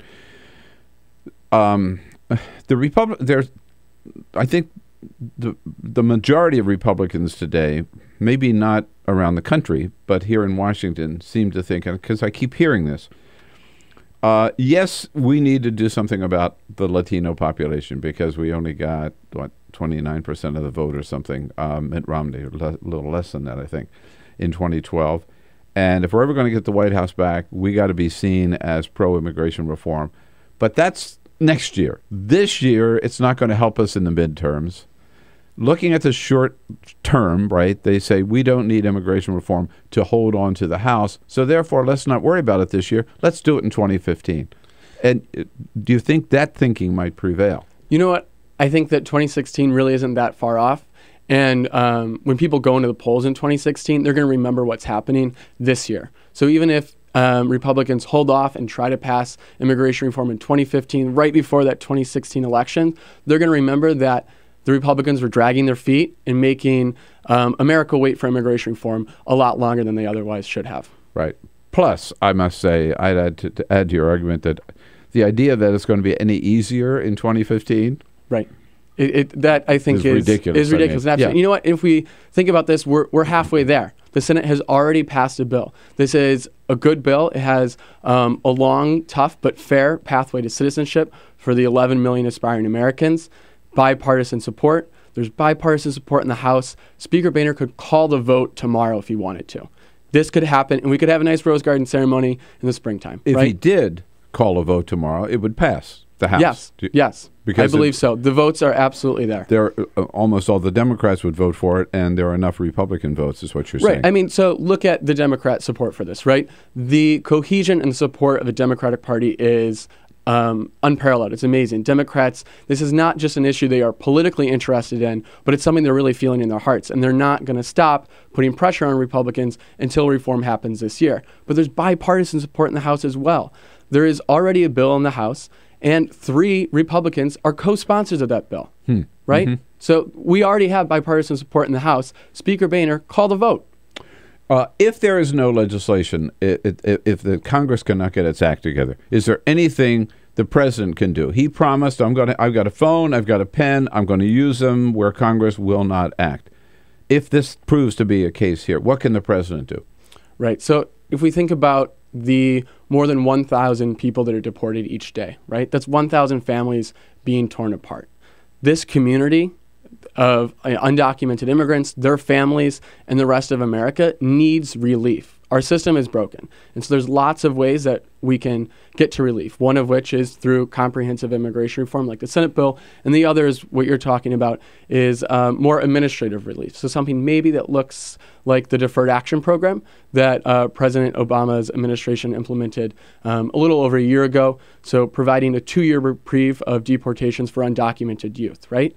So some individuals and groups these were children who were, or even adults who were brought here to this country as children by their parents. Correct. Right? Yes. So that was the sort of the mini DREAM Act, correct? Yes. So the idea being provide a renewable 2-year reprieve from deportation for these individuals. So that program is absolutely huge, and it provides needed relief to this community. But like I said, it's only 2 years, right? So this isn't full relief. And this is why I think if we're thinking long-term, 100% solution, ultimately we're going to need a legislative fix. Got it. But that was an executive order that he did. All right. And it's in effect, and it's helping a lot of people. But still, I want to come back to the deportations. Mm-hmm. So you just threw out this figure and glossed over it. I think it's worth stopping and talking about. That this administration is deporting 1,000 people a day. That's 42 people. It's huge. It's huge. 42 people every hour, right? Yes, it's huge. The Obama administration has deported nearly 2 million people so far during his time in office. Right. Yeah, this is unparalleled. This is 500,000 more people being deported than was under President Bush. In 8 years. Over the same time frame, right? So if we're comparing the number of people that were deported up over this same time period in President Bush's time in office and Obama's, he is outpacing deportations of President Bush. Right. Okay. And why? You know what? I think are these people who have they've robbed banks, right, or held up Brinks trucks, or what President Obama is doing right now is he's enforcing the law. Okay, and so the laws in the books say that we need to deport some of these individuals who have crimes, and he's doing that. And so while Republicans are, off on the sidelines saying that Obama isn't enforcing the laws, the facts say the complete opposite. He has deported 2 million people. He's enforcing the law. He's doing his part. It's time for the House to do this. But what crime have they committed? What a lot of the individuals who are actually being deported have committed crimes other than just crossing the border illegally. I know, right? But have all of them? That's my question. I mean, isn't it true? I mean, I think this is outrageous what the administration is doing. You can probably tell where I'm coming from. Right. This is the Department of Homeland Security. Yeah, they are enforcing the law, but they're doing it with a vengeance. They're not just going after people. They've all broken one law. Mm-hmm. They broke a law. They came here for a better life for themselves and their families. Absolutely, and they're making our country so much better. They are contributing to our communities and to our economy. Let's just accept they broke that law, that they want the same thing we want, which is a better life for ourselves and our families. They've broken that law. But on top of that, what laws have they broken? Most of these people, a lot of these people, have broken no law at all. I mean, they're not arrested for a crime. They're identified as not being here legally, and they're put on a bus and sent out of the country. You bring up a really good point that there are some undocumented immigrants who are unfairly being deported, right? Who really have not done a whole lot of wrongdoing in our country, and it's a shame that they're being deported. But to be fair, I think we need to give the administration some credit in that of the population that they're deporting, they really are trying to target and focus on undocumented immigrants that have committed some serious crimes, and those are the ones that are removing. But I think what's more important, Bill, is the idea that the Obama administration has been enforcing the law and has been doing its part to get to a final solution, and it's time for the House to step up and do their part. Do you know what percentage of the 2 million people have committed crimes over and above coming here illegally? You know, Bill, I don't have that exact number right off I don't either. the top of my head. I think I need one more cup of coffee to have that one, right? So I want to know. You're getting me in here early this morning. Because I don't, it's certainly not 100%, and I'm willing to bet it's not even 50%. A lot of the immigration groups, pro-immigrant groups now, are calling on President Obama to sign an executive order to stop this massive deportation. He could do that if he want at least say we're only going to do it for people who've committed serious crimes. Yes, right? He could do that by executive order. Like I said, there are many ways to provide relief for this community, and so I think the question is really, what is the best case scenario, right? Our coalition for immigration reform is the broadest it's ever been, right? And so we have lots of players on our team, all of them playing different roles. And so I think it is an important point, and there are groups that are providing a really important voice in identifying the need for relief for these individuals who are being deported each day. But ultimately, I think we need to find a solution that works in the long run. And I think that solution is legislative reform. I agree with you. I just want to, my question is, the president, he doesn't have to sign an executive order even now. He's the president of the United States. The Department of Homeland Security works for him. He could pick up the phone and tell whoever's there now, it's no longer John Johnson. Yeah. He could just say, hey, we're going to stop this. And it would happen, right? In theory, yes, he could do that. I don't think he can stop all deportations. Bill, I'm not a lawyer, so I'm not going to pretend to be one.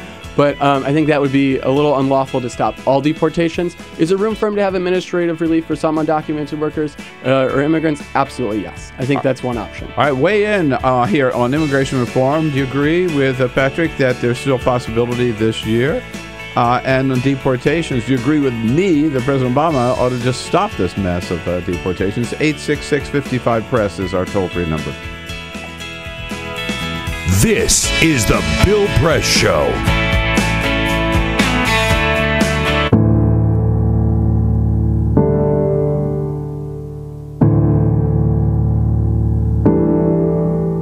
For more than 18 months, the members of AFSCME 3299 have been working to secure a new contract with the University of California.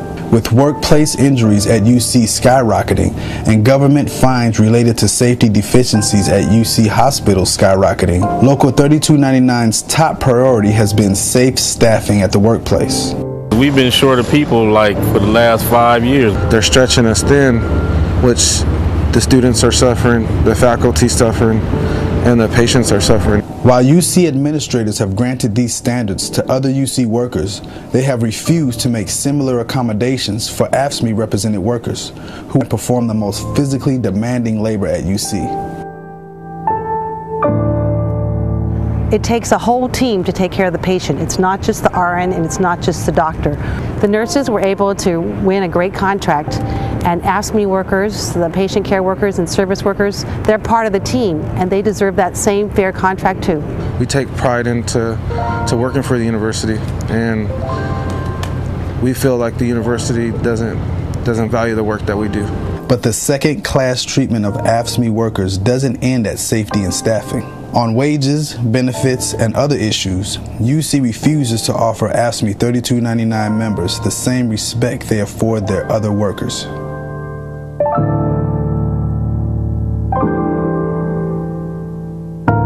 I have 3 jobs because what the university pays me is just not enough to make a living for my family and myself. 99% of service workers in the UC system make so little money that they're eligible for at least some form of public assistance. At the same time, the number of executives in the UC system that have crossed over into making at least $250,000 a year has more than doubled since 2008. The University of California has long been a beacon of hope and progress for those struggling for dignity and fairness. With such a proud history, it is disturbing to see the leadership of the university treat its lowest paid workers like second-class citizens. All workers at the university deserve equal treatment.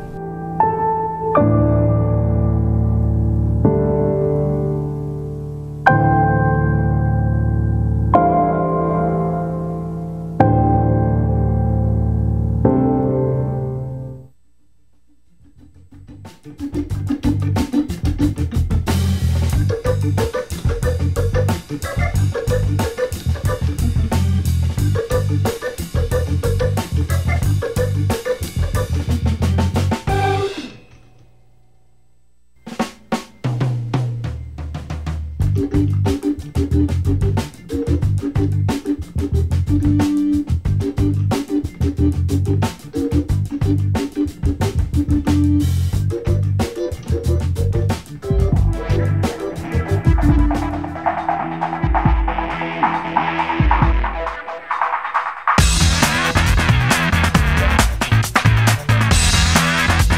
your radio, on TV, and online. This is The Bill Press Show. As a friend of Bill, in the next hour, Evan McMorris-Santoro will be here with us. He covers the White House for Buzzfeed and an occasional guest host here on the Bill Press Show. Right now, we're talking immigration reform, what Congress should do, and what the president could do. Patrick Oakford here from the Center for American Progress. AmericanProgress.org is where you can follow their good work on many, many important issues, including this one. Patrick, we've stirred up some comments here from, let's start off with in Aurora, Illinois. Hello, Stephen. What's up? Good morning. Hi, Bill. Yeah, I'd like to know if the Democrats could do what the Republicans did in 2012 with the debt clock, that if they did the opposite, they did a clock like that dated since the Senate approved the immigration bill at $37 million a day, if they just had it just flashing a simple message that everybody can understand that the fiscally responsible Republicans are throwing away all this money, sailing us with that. Oh, that's a good question. I guess the Democrats could certainly use that, Patrick, right? Absolutely. You know what? We have a nice ticker at AmericanProgress.org, and it's updating every second in terms of how much money our country is losing through the inaction of Republicans in the House. And it's been over 200 days since the Senate passed the immigration reform bill, right? Bipartisan support in the House. Over $8 billion has been lost so far. I have not heard any, other than you're using that argument and people for the Senate, I haven't heard any of the Democrats in Congress using that argument. I think Stephen's point is that both in the congressional battle, but also in political campaigns around the country, this is an argument that Democrats could use. So, absolutely. I think, it's if we think about the economy, that's absolutely on the forefront of everyone's mind in America. Yes, the economy's bouncing back a little bit, but it's slow growth, and immigration reform would provide a needed boost to the economy, add jobs. I've got an idea here. Okay, let's hear it. So John Podesta is the founder of the Center for American Progress, good friend of mine. John Podesta is now the one of the chief advisors to the President of the United States in the White House. So why don't you give this plant the seed in John Podesta's head, so John Podesta can then whisper to the president, and the president should start talking about this. You know what, Bill? The president has already been talking about this, right? If we look back, the president absolutely knows the economic benefits. But I haven't heard him use this $37 billion or $37 million. I don't know if he's used this exact statistic, but he has cited over and over again the economic benefits. He has looked at the Congressional Budget Office. Put that number out there. Put that number out there. $37 million. Help me do it, okay? A day, right? Absolutely. $37 million a day. While we're in Chicago on the great WCPT, here's Vincente. Hello, Vincente. Good morning, sir. Good morning. I'm a journalist here in Chicago for the Latino community, and I will say this, Bill. Yes. If the president doesn't want to be remembered as one of the worst presidents for the Latino community, he needs to come through with his promise. He promised the Latino community that he was going to pass immigration reform in his first year in office, and he hasn't accomplished that. And let's be honest. If we want to be honest, we all know that he can sign that executive order to stop deportations. Even Democrats are calling the president to do that. Mm-hmm. Right. I mean, on the legislation, right? He has been blocked by Republicans in Congress.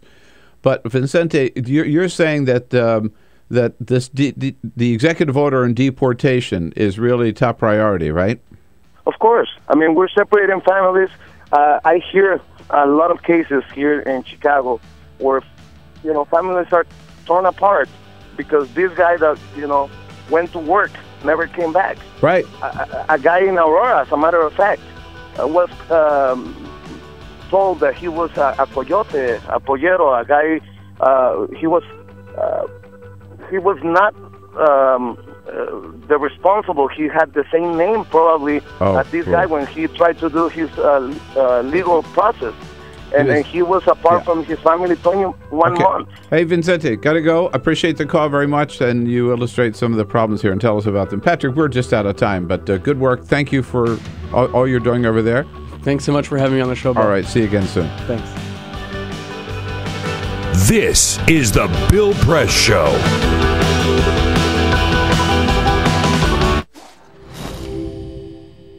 In the early 20th century, the war to end all wars didn't end war at all. It stoked the fires of change. A traumatized world was ripe for change. The world was ready for modernism. Modernists wanted to forget history, or at least reinterpret it. More than just a style, modernism applied to virtually all forms of creative expression.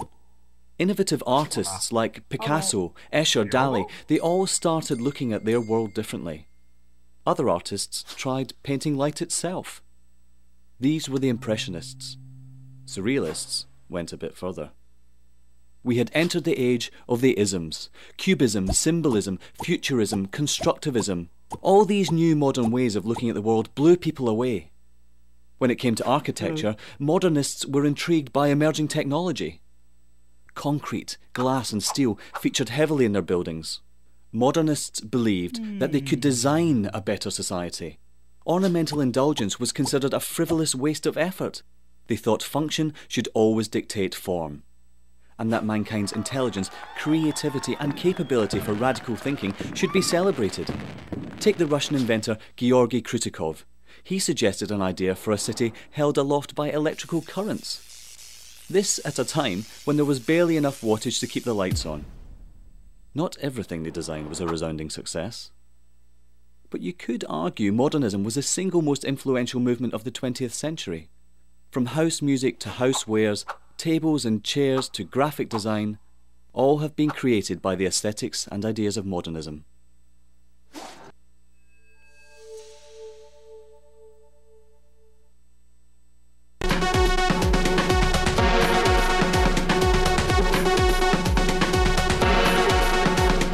Hey, you know what? 2 hours is just not enough. There's so much to talk about this morning. We have to go for a third hour, even though we're going to lose you on Free Speech TV. But the video stream will continue, so pop over to youtube.com/TawkrTV, TawkrTV.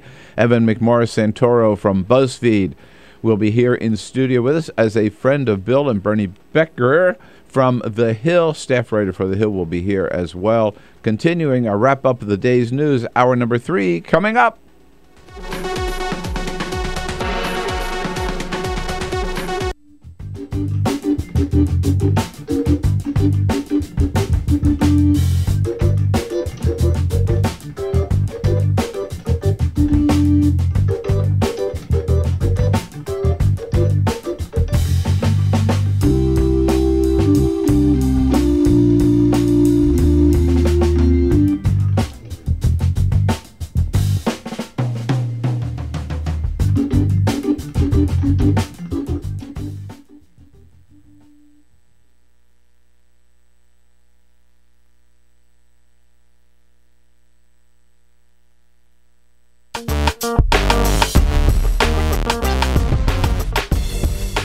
Joins us as a friend of Bill in the next hour, and the president will be meeting with the My Brother's Keeper initiative today in the East Room, and then later he'll be meeting with Secretary of Treasury Jack Lew for his weekly meeting with the Vice President as well.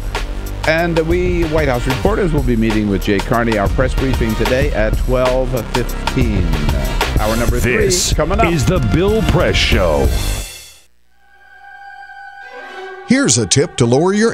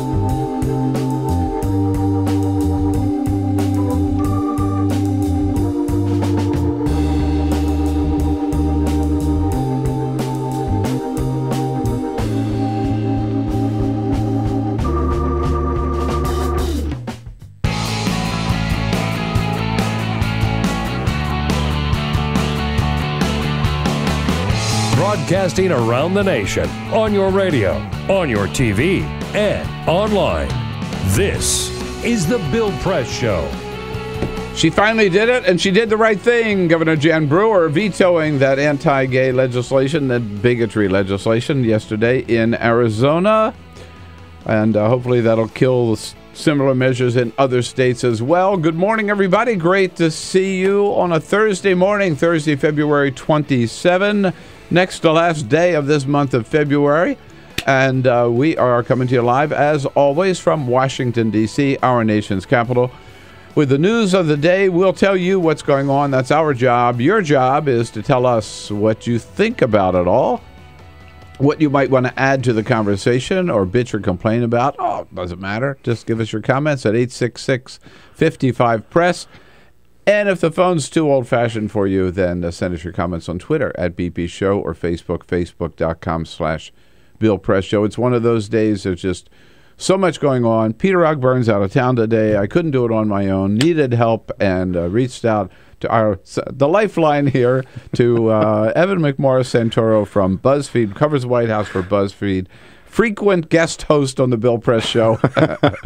Here is a friend of Bill this hour. Hey, Evan, how are you? Good to see you. Happy to be here. You're looking good. I mean, Thank you all very dressed much. up. Thank you. You know what the dress code is around the Bill Press Show. I figured, well, Peter's out. I got to bring some class in here. That's usually Peter's job, so I figured I would come in and do it. There's no class when Peter's here, that's for sure. Peter is off today and tomorrow in Southern California. They've had a drought for 3 years. No rain in Southern California for 3 years. Today it's raining. So Peter is showing up today and tomorrow for the only rain in 3 years. So. Well, there'll be some happy people there, I guess, probably. But yeah, you got to stay inside. They'll be happy and then until the mudslides start. And then people forget. It doesn't rain, but then when it does rain, there are consequences. Yeah. So it's either on fire or mud is taking you over. Or it's the earthquake. Or it's an earthquake. Yeah, I mean, why is California the land of this is your place? You should be talking it up. And I love it. It's paradise. Yeah, Sounds like there it. are days in between, in between natural disasters. With Peter gone, Elisa Murphy is wearing both hats, his and hers, this morning. Good morning. Pressure's on, and Alicia Cruz on the phones, ready to take your calls. At 866-55-PRESS, and Cyprian Bolding keeping us looking good on that worldwide video stream at youtube.com/TawkrTV, TawkrTV.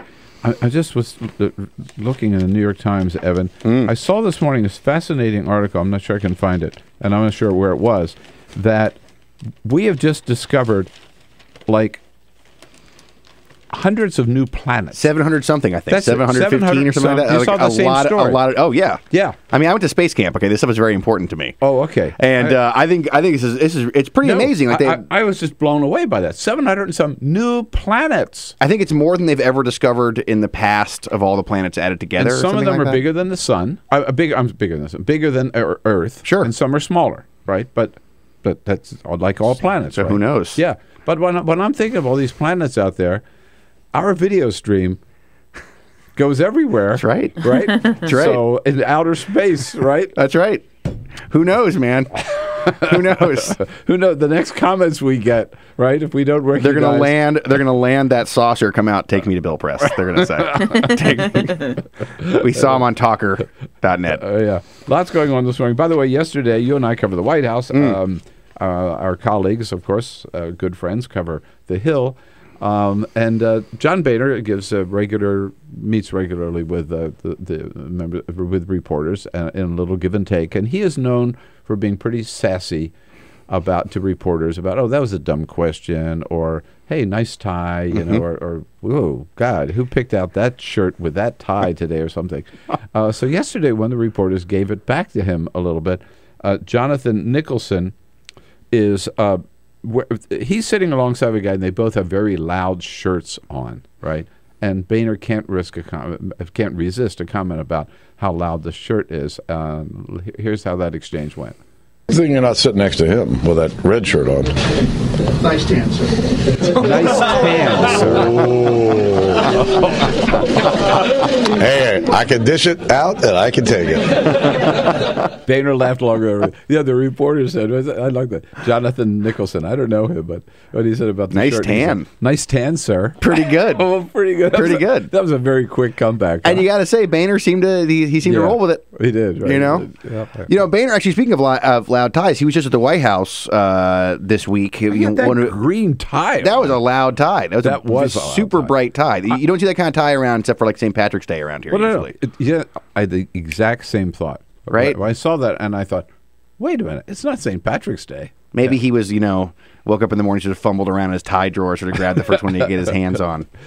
He wanted to make some kind of a statement. That seemed to be the only news that came out of that meeting, though, right? Was how loud that tie was. Not a lot going on between those two.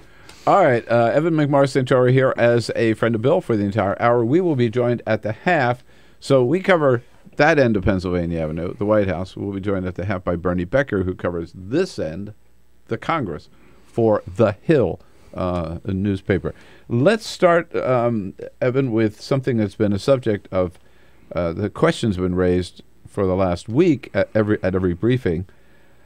What did the president feel about the Arizona so-called religious freedom legislation, or the Christian Shield? The governor vetoed it last night. Right. Having been encouraged to veto it by John McCain, Jeff Flake, Mitt Romney, Rick Snyder, John Kerry, not by Barack Obama. Why? Well, he certainly didn't like the legislation. And the White House has said that many, many times, right? The White House has said over and over, this is not a law that's in keeping with the kind of thing that we would want to see passed, or it doesn't keep in it's not something that the president would support in general.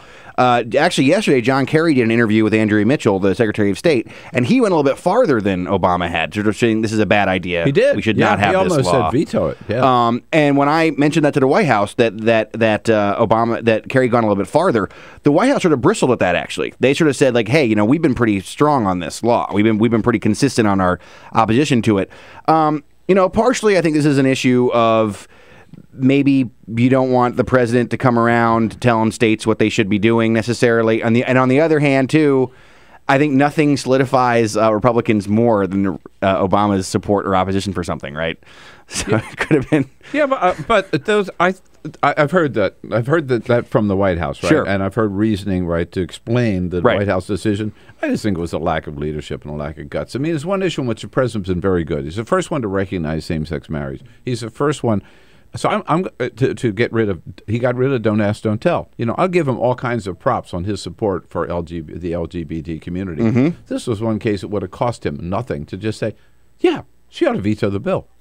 Well, what's interesting about it is that they really do want to kind of have their cake and eat it too on this. In the case that they want to say, look, we've been very, very strongly opposed to this right along, but they obviously haven't gone so far as to say she should definitely veto it. So that was what's interesting about yesterday, I think. And obviously it ended now with this veto. It's just an interesting political perspective that we're in now, because we have, Republican leadership. It was sort of like the fashionable thing, if you're a Republican, was to say veto this bill. I mean, that was the thing that everybody was doing. The business community, everybody was doing this. Yeah, right. And if you think about just, I would say 5 years ago, 10 years ago, it would be politically toxic to even go anywhere near this. And now it was, the Republicans were running as fast as they could to get on board with the veto. I mean, people who had voted for the law earlier that week were saying the governor should veto it. It's a really interesting moment, actually, and sort of maybe those people. One thing Obama should get some credit for, probably, is that one of the reasons we're having a moment like this is because he moved the national conversation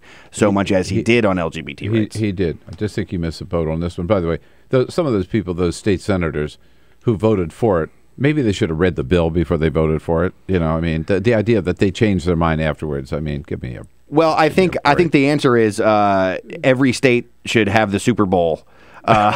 Sort of like over their head, like a sort of Damocles, and then if you don't do, I mean, that really seems to be the motivating factor here.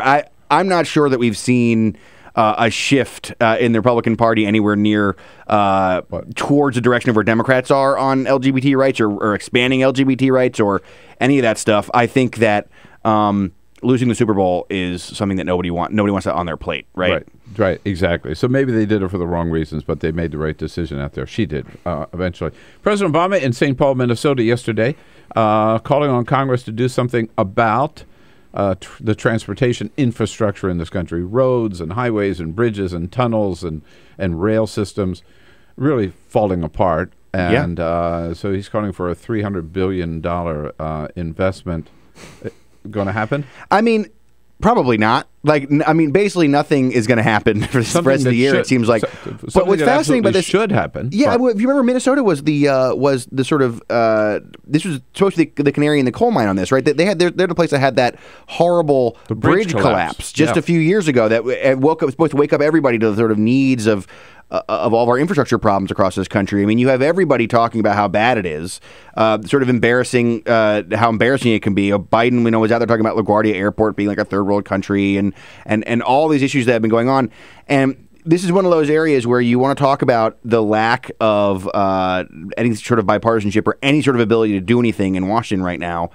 This is basically something that used to be a no-brainer. I mean, what the president wants to do is take a lot of tax money and divide it up among states to do the kind of projects that people who are in office love to cut the ribbons on. So it builds jobs, right? It makes things safer, and it gives you a nice photo op at the end. And this is an election year, and keeps us economically competitive in terms of moving goods. Right. I mean, there's a lot of discussion about building new projects, but the projects that people want to build are like the Keystone Pipeline. Nobody really wants to talk about spending a lot of money to rebuild roads or rebuild bridges or train infrastructure or any of these issues that people say really are setting us back in terms of economic growth. It's a fascinating part to see for an election year, to see an election year start out with this. It's a sad commentary, I think, on, again, this current Congress, because this is the kind of stuff that used to get done routinely by bipartisan vote. I remember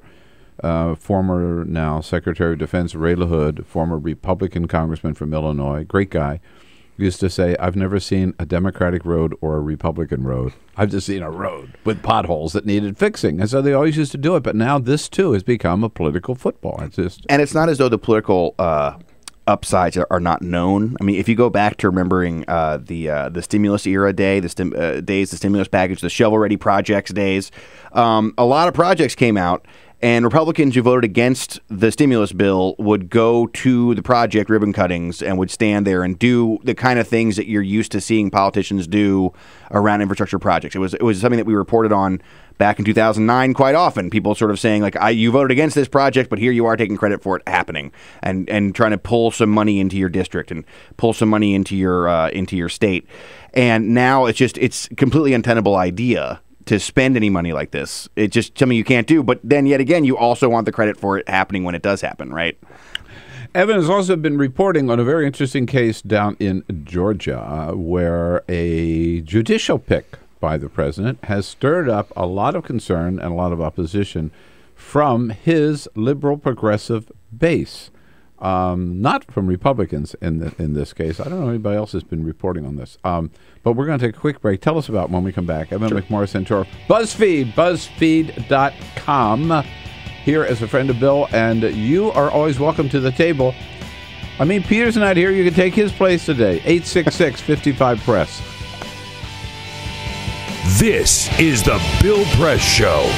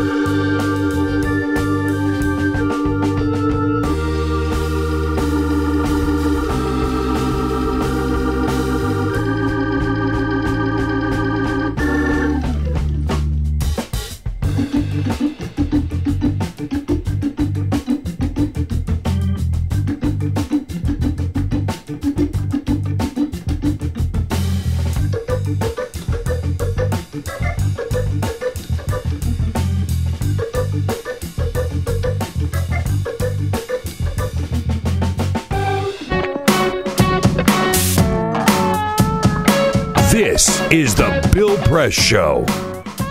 Here with Evan McMorris-Santoro from Buzzfeed. Bernie Becker from The Hill joins the party at the half. You join the party now by your calls at 866-55-PRESS. Talking about President Obama with his big call for a new transportation bill yesterday from the Transportation Hub out in St. Paul, Minnesota. And the governor of Arizona vetoing that legislation. I don't, to me, there were not two sides to this bill, and the fact that she waited this long to make up her mind, I just found totally confusing. She got a big. Everybody was tuned in across the nation to see what she was going to do. I'm sure, but I think when the bill was going through the legislature, she should have said, "Are you crazy? You'd pass that thing. I'm going to veto it." Well, as we discussed earlier, I think that nobody really figured out how controversial it was until after it had already been passed. Mike is calling from out in Madison, Wisconsin. Hey, Mike, how you doing? Good morning, gang. Hey, the fact that Jan Brewer had to think about this 4 or 5 days leads me to believe she was supporting her right-wing fanatics. And the fact that the Super Bowl might get pulled along with all the other threats was exactly the reason why she did it. But the best part was looking at the bad taste in her mouth, and that's what happens when you kiss the left and the right and the center. Well said, Mike. Mike gets the award for the day of the. Yeah, it's not even 9 o'clock in the morning here. What are you talking about? Well said. But his reasoning about why she vetoed it, I think she was ready. I said that earlier. I think she would have signed this legislation.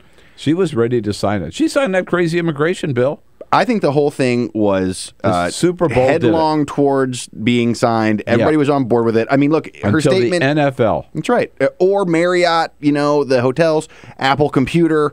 I mean, American Airlines, and they Delta. were extremely embarrassed after the immigration bill in terms of in terms of a lot of things that happened. But in fact, before we go to Scott in Chicago here, Jon Stewart last night talked about why she did what she did and whether or not she did it for the right or the wrong reasons. So here's Jon Stewart. That's not why you're against it. You're against it because it's morally repugnant. This can affect tourism. It can affect our state's economy and job creation. The Arizona Super Bowl host committee says it could jeopardize plans for the state to host next year's game. And it's morally, you know what? This is where you are now, Arizona. You've made yourselves too homophobic and dickish for professional football. According to the NFL, our new watchdog of gay rights. None of the reasons that you guys have cited, the fact that, well, then maybe Muslims could use it against us, or, oh my God, people won't want to do business with us, have nothing to do with morality. Yeah, but so they've come to just too much bigotry, even or homophobia for the NFL, right? That's how far they went. Now, she did say something in her statement, though, about discrimination, and it's possible this could, have negative impacts on discrimination. Yeah. But she also took a big, lean out to the people who supported it, too. I mean, she definitely, I mean, I think the point's well taken that there was a lot of pressure other than sort of moral pressure on them to veto this bill. In Chicago on the great WCPT. Hello, Scott. Good morning. Hey, how you doing, Bill? All right, Thanks great. For taking my call. My comment is just simply, if you think about the president's encounter with the governor of Arizona in the past, I think the president was just picking and choosing his battles here. And honestly, if he had came out and told her that she should do this just out of spite, she might have passed the bill, because I really believe she's, somewhat of a closet racist as well. And if you think about their encounters in the past, I hear you, Scott. No, we'll never forget that finger in the face, right? On the tarmac when she was. But if I were President Obama, that would have led me to do just the opposite. That would have been get back at her by saying, "Come on, veto this bill." Yet another reason why you're not president, Bill. Just another reason. Because I'm too mean? One of the many reasons. One of the many reasons I'm not and never will be. Thank you for that.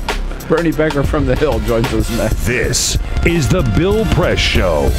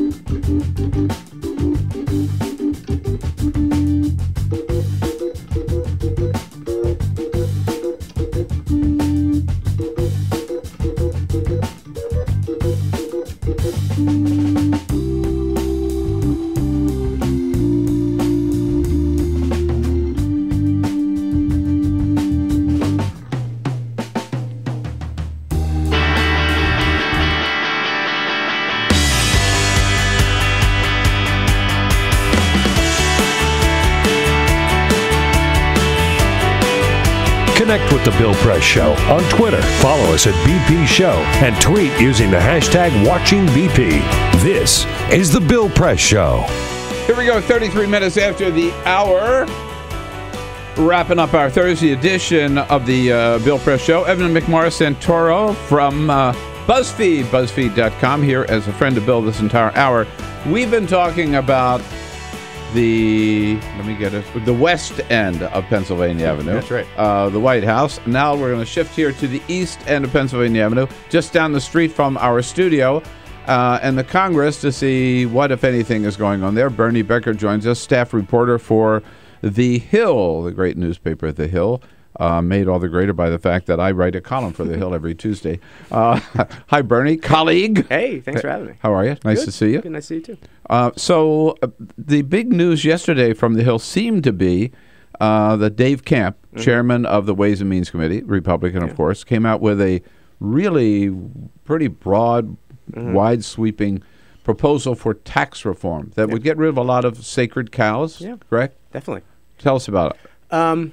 Well, I think the first thing to note is that this is Dave Camp's plan, and sort of when he announced it, Dave Camp was up there alone, and there is and so not a lot of co-sponsors. Yeah. And so the GOP leadership is taking a decidedly hands-off approach to this, but that doesn't make it any less radical. I think you could definitely call it radical.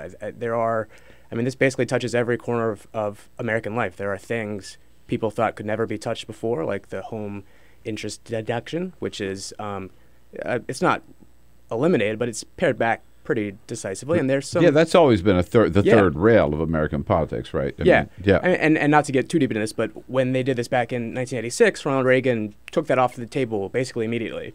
And so Dave Camp's taking another approach to this. It's sort of no one thinks this is going anywhere this year. But tax reform is one of those things that in the abstract, everybody's like, great, that tax code is a mess. Yeah. Let's do something with it. But when you actually see the details, it's hard, and so you saw a lot of people immediately say, oh no, tax reform is great, but if you get rid of this tax break, what's that going to do to me? And so now, nothing's probably going to get done this year, but he's at least showed people how hard this is going to be and so what the challenge actually is. Well, to give you an example of the kind of enthusiastic response that his proposal got from his Republican colleagues. It came up with Speaker John Boehner yesterday, and here was his very positive response. Blah, blah, blah, blah. Listen, there's a conversation that needs to begin. This is the beginning of the conversation. Blah, blah, blah, blah. Blah, blah, blah, blah. Succinct at least, right? You got right to the point. Yeah. I'm sure Dave Camp was pleased to hear that. They're friends too. They've been here for 22 years together. Does he tackle any? Jump in here, Evan, anytime. Does he tackle? I want to ask you any of the special interest things like that we've talked about, like people parking their money offshore or? He does that. Yes. And I think one of the interesting things is that the response was sort of probably better from the folks who are the more, stick it to the man types. The Tea Party folks were sort of more embracive of this than the more staid business interests. Is this so? Is it? It's a revenue neutral thing then? It is a revenue neutral thing. There's another score which says this will be great for the economy, but in the long term, 10 years, the way they normally score things. So is there like I mean, most of these bills have like winners and losers in them, right? Mm-hmm. So sort of who comes out ahead from this tax reform package? Who comes out behind? I mean, who's taking the brunt of the changes?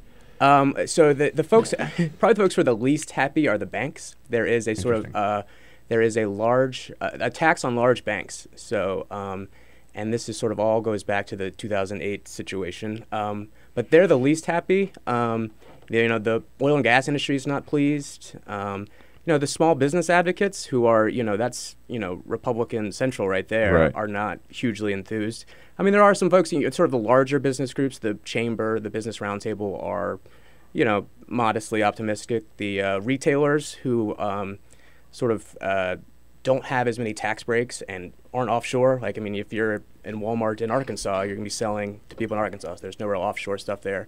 So they're more enthusiastic. But I mean, it's one of the things about tax reform is that someone made this point yesterday. Like, 1% of a tax reform bill is like, this is what your rate's going to. 99% of that is this is how we're going to do that. This is what tax break we're going to axe. So, it's easy to find something to hate. It's like a nice lobbyist stimulus package. Exactly. The reality is, right? I'm just going to pick a number. There are 5,000 lobbyists within, a half a mile of this place or a mile of this place that are here for one sole purpose, is to protect their position in the tax code.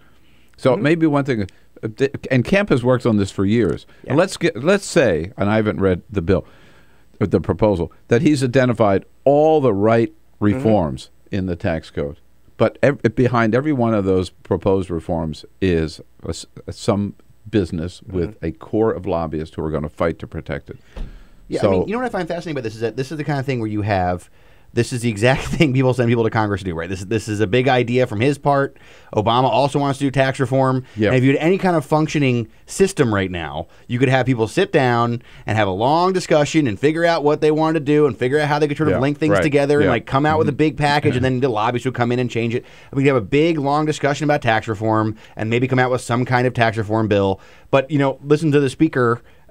Nobody believes it's even conceivably possible to have any of that sort of basic legislative operation occur here. Like, this guy's basically releases into a vacuum, essentially, right? I mean, this is basically nobody at all thinks there's going to be anything's going to happen out of this. Well, I mean, let's put it this way. Dave Camp's been working on this for 3+ years, probably.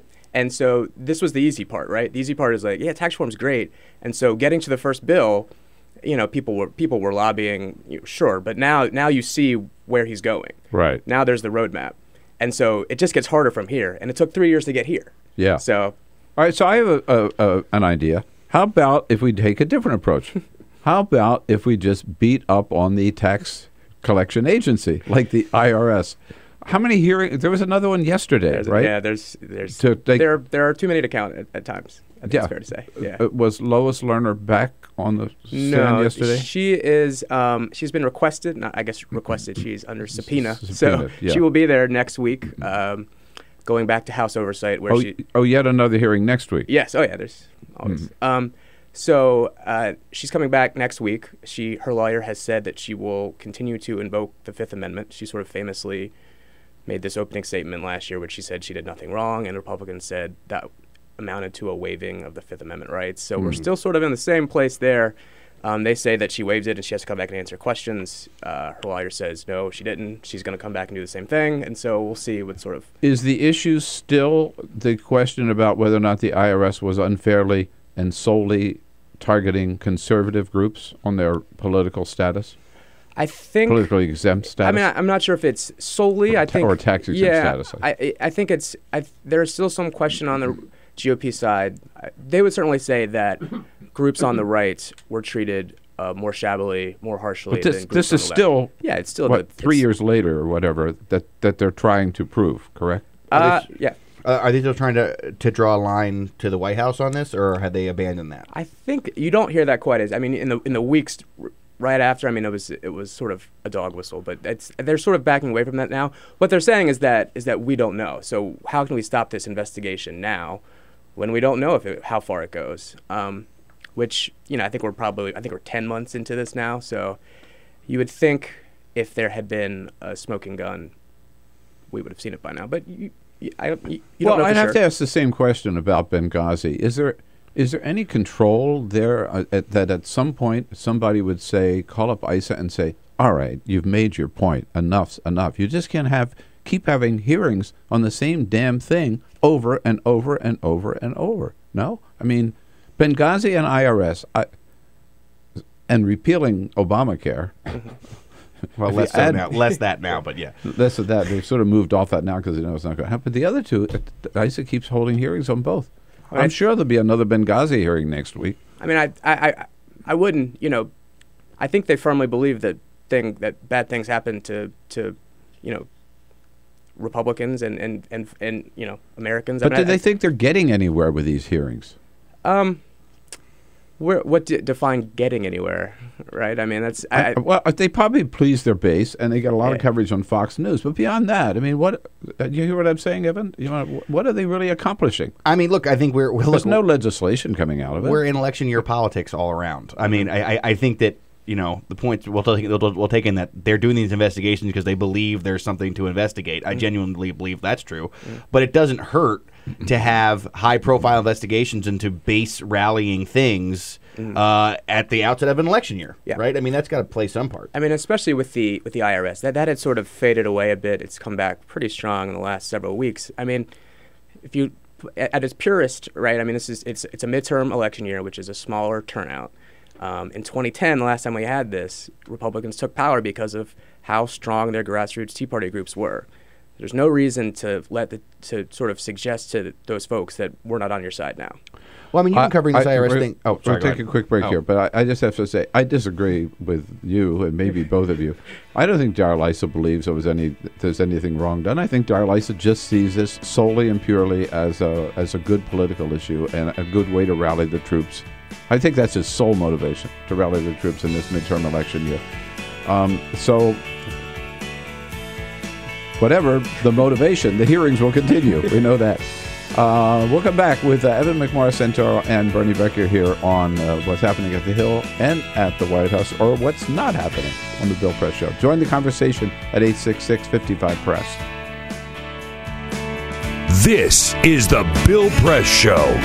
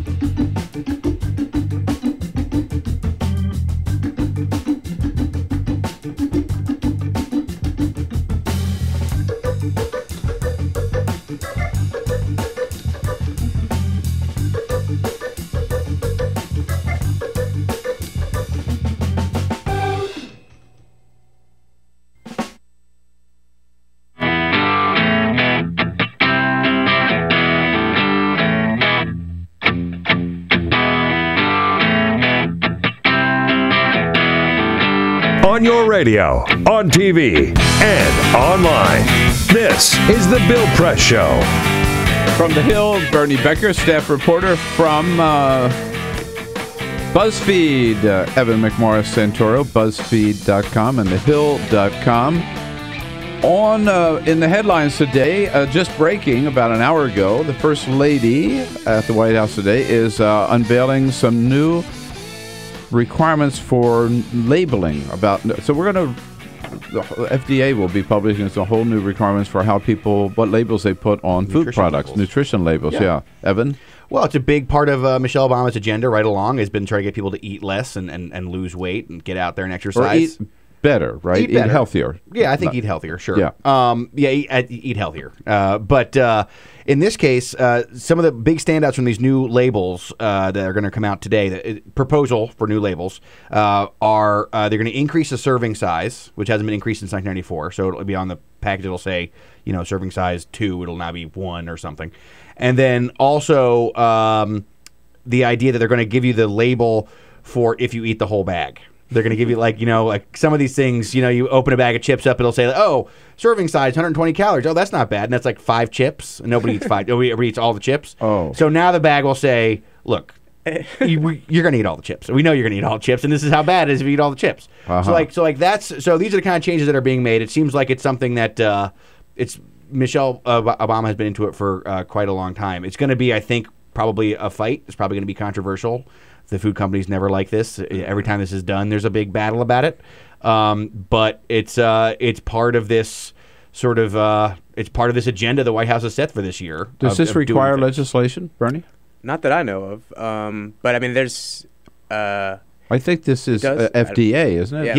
Yeah. But I think he's right that there's going to be a fight. I mean, look at what happened with the Farm Bill. There's a lot of big ag interests who are going to have a big stake in this, and I can't imagine they're going to take kindly to it. Yeah. There's public comment and all that. Yeah. Speaking of legislation that's going nowhere, what happened to this lobbyist who said this week, I'm writing a bill that will ban the NFL from hiring any gay players? That was interesting. Like he was actually, from what I've been following that sort of from afar, but he was not a low-key lobbyist. He had a lot of pretty, he'd signed a lot of clients. It seems like a very interesting way to sort of get yourself in the news for perhaps not the right reasons. Also maybe lose some clients. He lost one. He's lost one client so far. That I know of. And Holland at Night, which is a pretty big deal. What's his firm? I don't know the name of his firm. I know No, Holland. I'm sorry. He was with Holland. He has some relationship with Holland and Knight, and they distanced themselves pretty quickly. Which was very unusual. They put out a statement saying he doesn't speak for us. Yeah, and I don't know the man, but I have no idea what could have gone behind that thinking. It's sort of a... I would say lobbying 101 is you are for what your clients want. Yeah. That's the whole thing. Why do people not like lobbyists? Because they feel like because they are guns for hire and they'll say whatever.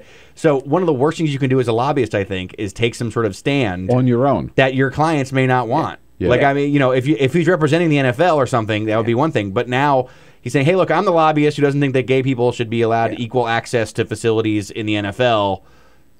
Come give me your money. It detracts from... It's an interesting perspective because it's not what you ever see a lobbyist do. It's not like lobbyists run around here with laws that they want to pass. Right. Lobbyists do not like to be the story themselves. Right. Necessarily. And they should not. And they should not be. Exactly. That's sort of, I was a lobbyist once, actually, so I know that. For an environmental organization, I just want to point out. Bernie, do you agree with, it seems, most observers in Washington that immigration reform is dead this year? I would agree with most observers that there will be little substantive legislative achievements the rest of this year. Including immigration reform. Right. So it's not even March, by the way, just for your listeners at home that are listening to hear. But nothing will happen. It is an election year. So. Till the end. Nothing will happen for the end of the year. The legislation is done in Washington. So we're packing up. But we're coming to your town. We're coming to your town with our negative TV ad, so get ready. Yeah, right. Okay. So absent immigration reform legislation, should the president sign this executive order that a lot of people are now demanding to do something about deportations, which are happening at a record clip under the Obama administration? I'm not sure there's much downside for him to do that. I think, polls show that immigration reform is something that people want, and I think, it's caught up for political reasons and a variety of political reasons. And I think, he's done it before. I don't see why he did it on the Dream Act. Yeah. So Evan, he said he's got his phone and his pen, and he's willing to use them. Why hasn't he on this one? I think the White House has always been wary of this deportation thing. Going back to the beginning of their term of their administration, the whole plan was Obama would be great at enforcement, great at deportations, and then that would convince Republicans to sign on with him to do a comprehensive immigration reform. Now that idea is off the table, essentially for all intents and purposes, there is some talk. He's getting a lot of pressure from Latino, Hispanic groups and progressive groups saying you need to tamp down on these deportations. But unlike the Dream Act, which has a broad base of support, people, it's a very tough issue to be opposed to the Dream Act. I think that there's probably a worry among some Democrats that this is the kind of thing that would look like he's weakening border security and would become a nice talking point for Republicans. I don't know what Obama's going to do on this. It is the kind of thing where he's getting a lot of pressure. Yeah. Okay. And they want to keep those Latino voters on their side. All right. With that, we'll let you guys go back to work and figure out what trouble you can stir up today. Party, nice to have you here. Thanks so much for coming in from The Hill and from Buzzfeed. Evan, and next time I'm out of this chair, it's all yours, man. Well, thanks, man. I'm going to have him on. We're going to spend the whole 3 hours. Go all over the tax code. But I get the last word with the parting shot. This is the Bill Press Show.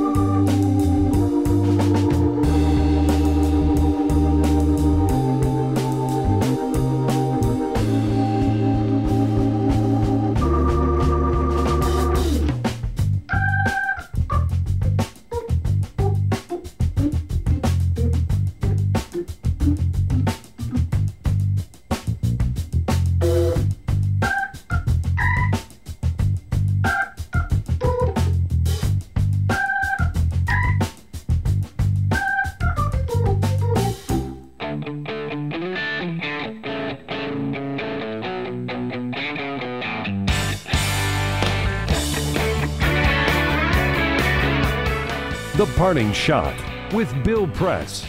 This is the Bill Press Show. Well, just a final word, about e-cigarettes. A big debate going on today. First, we have to decide whether they're going to be treated as tobacco products or not. That's up to the FDA. And then the question about where they will be allowed. That's up to cities and states. But in the end, it's really up to us whether or not we want to sit in a bar or a restaurant or on a plane across from somebody smoking an e-cigarette. And I got to tell you, my vote is we ought to treat e-cigarettes like real cigarettes and keep them out of bars, restaurants, and planes. I know they're better than smoking, but I still don't want to be across the table from somebody who's smoking one. This is the Bill See you tomorrow, Press folks. Show. Have a good one today.